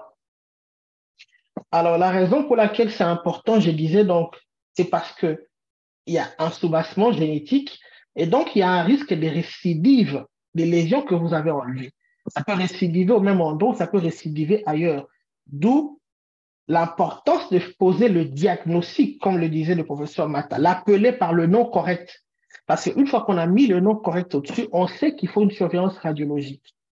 Parce que ça peut revenir. Il faut les détecter assez tôt. Que lorsque les lésions sont trop volumineuses, elles empêchent la mobilité et le patient a de plus en plus de douleurs. Même quand vous enlevez les lésions, il faut savoir que le patient est à risque d'ostéosarcome. Donc, il y a une surveillance qu'il faut mettre en place chez cet enfant ici. Il faut bien surveiller, poser le diagnostic et la radiographie a son importance, la génétique a son importance. On met le nom et on met en place un plan de surveillance. C'est juste pour montrer que ce dont nous parlons aujourd'hui, ce n'est pas des réalités occidentales simplement. Et ce sont des réalités qui sont les nôtres aussi dans notre milieu. Il faut juste qu'on fasse attention, il fallait qu'on ait l'information. Et puis après, une fois qu'on a l'information, il faut la mettre en pratique comme on dit chez nous. L'autre là que vous connaissez, Asalela. Donc, Oui. voilà un peu le message. Professeur Mata, avez-vous des clichés, des multiples ostéochondromes héréditaires? Je peux montrer si vous pouvez arrêter de partager. OK. Donc, ça, vous pouvez voir mon écran. Ouais, ça, c'est ce qu'on appelle multiple hereditary exostosis. Et les gènes impliqués, comme l'a dit les profs qui sont là, et XT1, XT2, comme on peut le voir chez ces patients ici, on a beaucoup de lésions, des excroissances osseuses, comme on peut le voir là au niveau du thorax. On peut le voir là. Par moment, ce n'est pas très, comme je l'ai dit, ici, c'est vraiment à la phase initiale. Ça peut ou n'est pas si prominent. Et ici, on le voit ici. C'est l'exostose, comme on le voit ici. On le voit, c'est au niveau de tous les... On le voit même là. On peut le voir là. Et pour ces malades, regardez, ça c'est vraiment typique. Généralement, l'excroissance, ça fuit le cartilage de croissance. Et pour bien les distinguer, il faut voir la continuité du cortex et du cortex, le cortex et le cortex. La médullaire, ça continue ici. Et maintenant, en radiologie, ici, on peut poser la question autrement. Si on avait une seule lésion, on doit faire la surveillance parce que ces malades, regardez en bas, diagnostic différentiel, c'est quoi? Ce sont des chondrosarcomes. Ça peut commencer comme ça et puis c'est une transformation maligne. C'est-à-dire, et or, ce même patient, à cause de l'excroissance, c'est un enfant, ils peuvent casser ça aussi. Et quand ils cassent, il y aura des réactions pérostées qui peuvent être assez agressives et simuler le chondrosarcome. Donc, on doit savoir faire la diagnostic différentiel et faire l'IRM pour différencier toutes ces lésions-là. Et il faut toujours savoir, quand vous avez les réactions périostées agressives, généralement, on pense que c'est une tumeur maligne, mais il y a 2 lésions bénignes qui peuvent donner le même type de réaction périostée agressive. Il y a l'histocystose X et puis il y a l'ostéomyélite. Mais il ne faut pas oublier les fractures. Donc, ce malade ici a beaucoup d'exostose, comme on peut le voir ici, et la déformité des madulas, comme on a dit, c'est-à-dire il y a comme une sorte de pente au niveau de la partie distale du radius. Et quand on demande le diagnostic différentiel de ça, parce que le problème avec la radiologie, chaque lésion peut avoir sa propre diagnostic différentiel à l'imagerie. Donc, si on vous montre seulement ça, ça peut être dans les multiples hereditary exocytosis, mais on peut avoir aussi dans le mycopolysaccharidose, ce qu'on appelle le syndrome de Mercure. Et là, on peut aller au niveau du cervelet pour voir le cervelet en forme de J. Donc, ce qu'on demande, il faut faire un exercice d'étudier longitudinalement. Donc, quand on parle de cette maladie, quelles sont les lésions, mais transversalement, pour la même lésion, quels sont les autres diagnostics différentiels. Parce que souvent, ces malades, quand ils viennent à l'hôpital, on va faire ce qu'on appelle le bone skeletal survey. On va scanner tous les os. Pendant qu'on scanne ces malades-là, toi, tu es concentré sur un autre malade, mais les cliniciens, comme c'est le seul malade sur lequel ils focalisent, il a déjà vu ces clichés et puis il descend. Il dit, OK, j'ai vu ça, ça me convainc, mais est-ce que ce qu'on voit ici, ce n'est pas mycopolysaccharidose? Il vous prend presque à pied levé. Donc, vous devez avoir ces diagnostics différentiels et comment les distinguer ou chercher d'autres signes. Merci.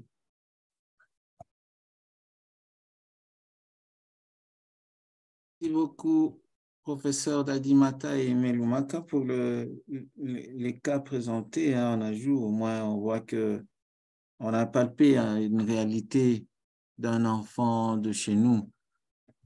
Mais je pense que l'auditoire a plus préféré garder la sonde nasogastrique. Nous avons été gavés de façon intéressante. Il y a une main levée, Dr Pascal Chingoï. Ah oui, vous avez la parole, Dr Pascal. Merci beaucoup pour la parole. Je suis Dr Badi Banga, qui intervient à travers la communication de Dr Pascal Chingoï. Je suis apprenant en première année de master en biologie moléculaire, en fait, à l'université de Kinshasa. Je voulais justement savoir, par rapport à toutes ces interventions qui sont très riches, pourquoi il n'y a-t-il pas maintenant de méthodes qui peuvent faire de façon qu'on puisse agir au niveau du cycle cellulaire afin qu'on puisse réguler bien le cycle cellulaire? Parce que c'est à ce niveau-là qu'on voit qu'il y a un désordre. Par exemple, les cellules qui échappent à l'apoptose, qui deviennent méchantes pour entraîner plus tard des pathologies cancéreuses. Pourquoi? C'est ma question, c'est que pourquoi on ne peut pas agir ou des méthodes qui peuvent renforcer l'apoptose et qui peuvent aussi, qu'on peut aussi diagnostiquer ou détecter bien avant pour renforcer les systèmes immunitaires ou l'organisme afin que les facteurs, en fait, les facteurs bronchogènes ne puissent pas en fait, entraîner des processus. Voilà, merci. Merci beaucoup, docteur. Je ne sais pas, professeur Émile, docteur Edith, je ne sais pas qui répond. Faites à votre aise. Hein.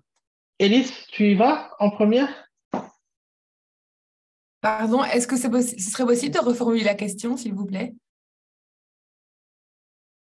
Voilà, je voulais juste demander, parce qu'avec le cancer, oui. Nous avons appris que c'est justement une multiplication anarchique de cellules qui échappent en fait, à cette régulation qui est l'apoptose, qui est une mort programmée cellulaire. Alors, je voulais savoir, avec les méthodes actuelles des avancées de la biologie moléculaire, n'y a-t-il pas moyen qu'il y ait des mécanismes qui renforceraient l'apoptose à ce que ces cellules ne puissent pas échapper en fait, à cette mort cellulaire programmée, ou soit n'y a-t-il pas de méthodes aussi qu'il faut mettre en place pour que les facteurs pro-oncogènes ne soient pas activés afin d'entraîner des pathologies cancéreuses? C'est ce que je voulais dire. Oui, bah, c'est une très bonne idée. Je pense qu'il y a beaucoup de recherches autour de ça. Maintenant, le problème, c'est qu'il y a une multitude de mécanismes différents et que le développement du cancer, ben, comme le disait Aimé, il va être dû justement à une multitude de mutations successives qui vont empêcher ces mécanismes, ces différents mécanismes. Mais c'est quelque chose d'assez aléatoire et très variable d'une personne à l'autre. Et donc, il n'y a pas vraiment de moyens, en tout cas aujourd'hui, de prévenir ça chez tout le monde avec la même molécule. Maintenant, c'est sûr il y a déjà des molécules qui ont été développées qui permettent d'empêcher l'activation d'un oncogène, par exemple, quand c'est un oncogène bien spécifique qui est muté et responsable d'un cancer, on peut utiliser des inhibiteurs de cet oncogène-là, ou bien au niveau du renforcement des gènes suppresseurs de tumeurs, ça, je ne sais pas, Aimé, si tu as une idée en tête, mais en tout cas, j'en ai pas comme ça en tête, mais il y en a sûrement.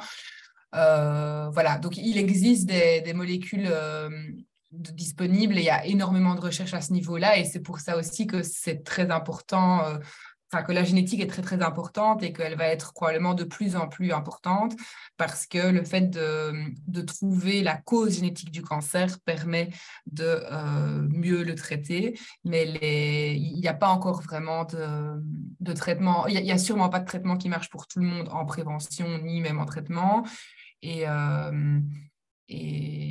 par contre, c'est vrai que oui, c'est quelque chose qui commence à apparaître, mais pour le moment, il n'y a encore rien, voilà, il y a encore rien de spécifique. Mais c'est sûr qu'on va vers des traitements beaucoup plus ciblés, donc l'immunothérapie, on appelle en général, ou thérapie ciblée, par rapport aux chimiothérapies et aux radiothérapies qui détruisent toutes les cellules sans vraiment être vraiment ciblées vers les cellules cancéreuses.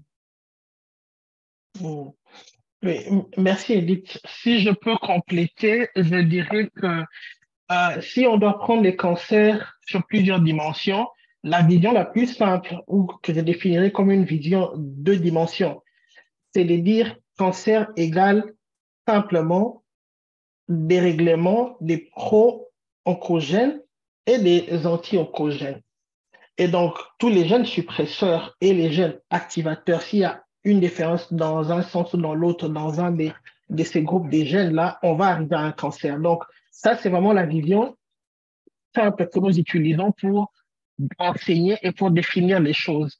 Mais comme a dit Edith, c'est beaucoup plus complexe que ça lorsqu'on entre vraiment dans les détails. C'est pour ça que les premières approches des chimiothérapies étaient basées sur cette définition simpliste, de dire par exemple qu'on va utiliser le méthotrexate. Le méthotrexate est un bloqueur des cycles cellulaires. Et donc, lorsqu'on va donner le méthotrexate contre les cancers du sein, comme on le faisait dans le temps, on va bloquer le cycle cellulaire et on va faire à ce que les cellules vont mourir parce qu'elles ne vont plus entrer en mitose, elles vont s'arrêter en X1 au niveau de l'interface et elles vont mourir. Mais le problème, c'est que on cible par le même fait toutes les cellules à un indice mitotique élevé, toutes les cellules qui se multiplient rapidement, notamment les cellules de la muqueuse digestive. C'est pour ça que les gens qui font la chimio vont beaucoup vomir. On va cibler également, parmi autres cellules qui se multiplient très rapidement, on a également les cellules sanguines. C'est comme ça qu'elles vont faire des anémies. C'est comme ça qu'elles vont avoir des leucopénies, le risque d'infection élevé. Ça va également atteindre les fanères parce que les ongles et les cheveux se multiplient très rapidement. Ils vont perdre les cheveux. C'est comme ça que maintenant qu'on connaît mieux les mécanismes, on sait combien c'est différent, combien c'est divers, on est plutôt en train de s'éloigner de cette approche-là qui consistait à utiliser systématiquement les bloqueurs des cycles cellulaires.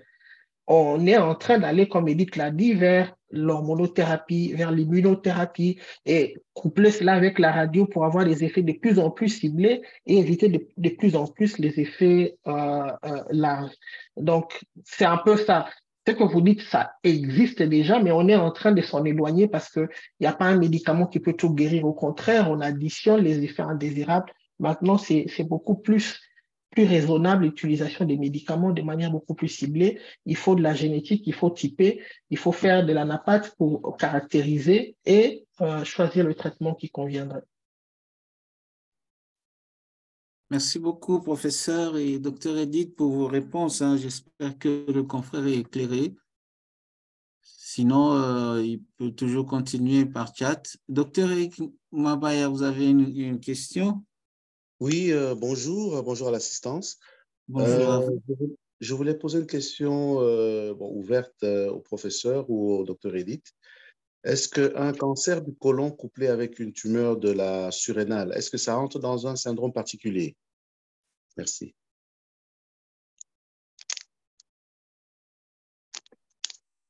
Je n'en connais pas. Je ne connais pas particulièrement un syndrome qui associe un cancer du côlon et de la surrénale. Mais on dit jamais, jamais. Mais je n'en connais pas. Edith?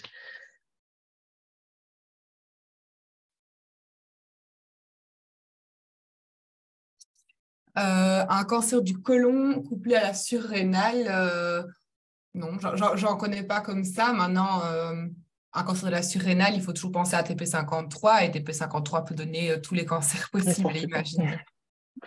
Mais un truc typique comme ça, pas spécialement, non. Ah, d'accord. Parce que je pose la question parce que chez quelqu'un chez qui on a primairement découvert un cancer du côlon et puis secondairement un cancer, enfin une tumeur de la surrénale, je crois que la question même s'était posée, est-ce que c'était l'un qui venait avant l'autre? Est-ce que c'était l'un qui était en métastase de l'autre? Donc, c'est pour ça que je pose la question. Les cancers du côlon peuvent métastaser. Oui, c'est ça. Ça pourrait être une métastase du cancer du côlon. Ou alors deux cancers différents. Oui. Ça, il faut voir au niveau de l'anapathe si c'est deux cancers qui ont les mêmes caractéristiques ou pas. Il y a notre patron, le professeur Vincent Bourse, qui a mis en place effectivement un projet de recherche comme cela. Toutes les tumeurs dont les associations sont atypiques, recherchant un peu les fondamentaux, les fondements génétiques de ces associations atypiques. Il y a un projet de recherche intéressant sur ça.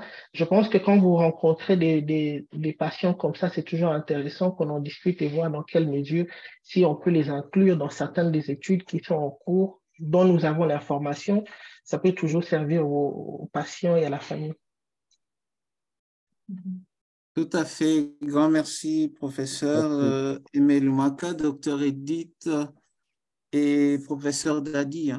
Je vais juste renchérir sur la dernière observation du professeur Aimé qui dit que la discussion semble être la clé. Et je crois que c'était un des maîtres messages d'aujourd'hui, que les imageurs, les cliniciens, les biologistes apprennent lorsqu'ils ont une puce à l'oreille qui les conduit vers le syndrome de prédisposition de cancer dans les familiaux, à discuter. Les discussions interdisciplinaires nous rendent un peu plus utiles au service qu'attend notre patron, le malade.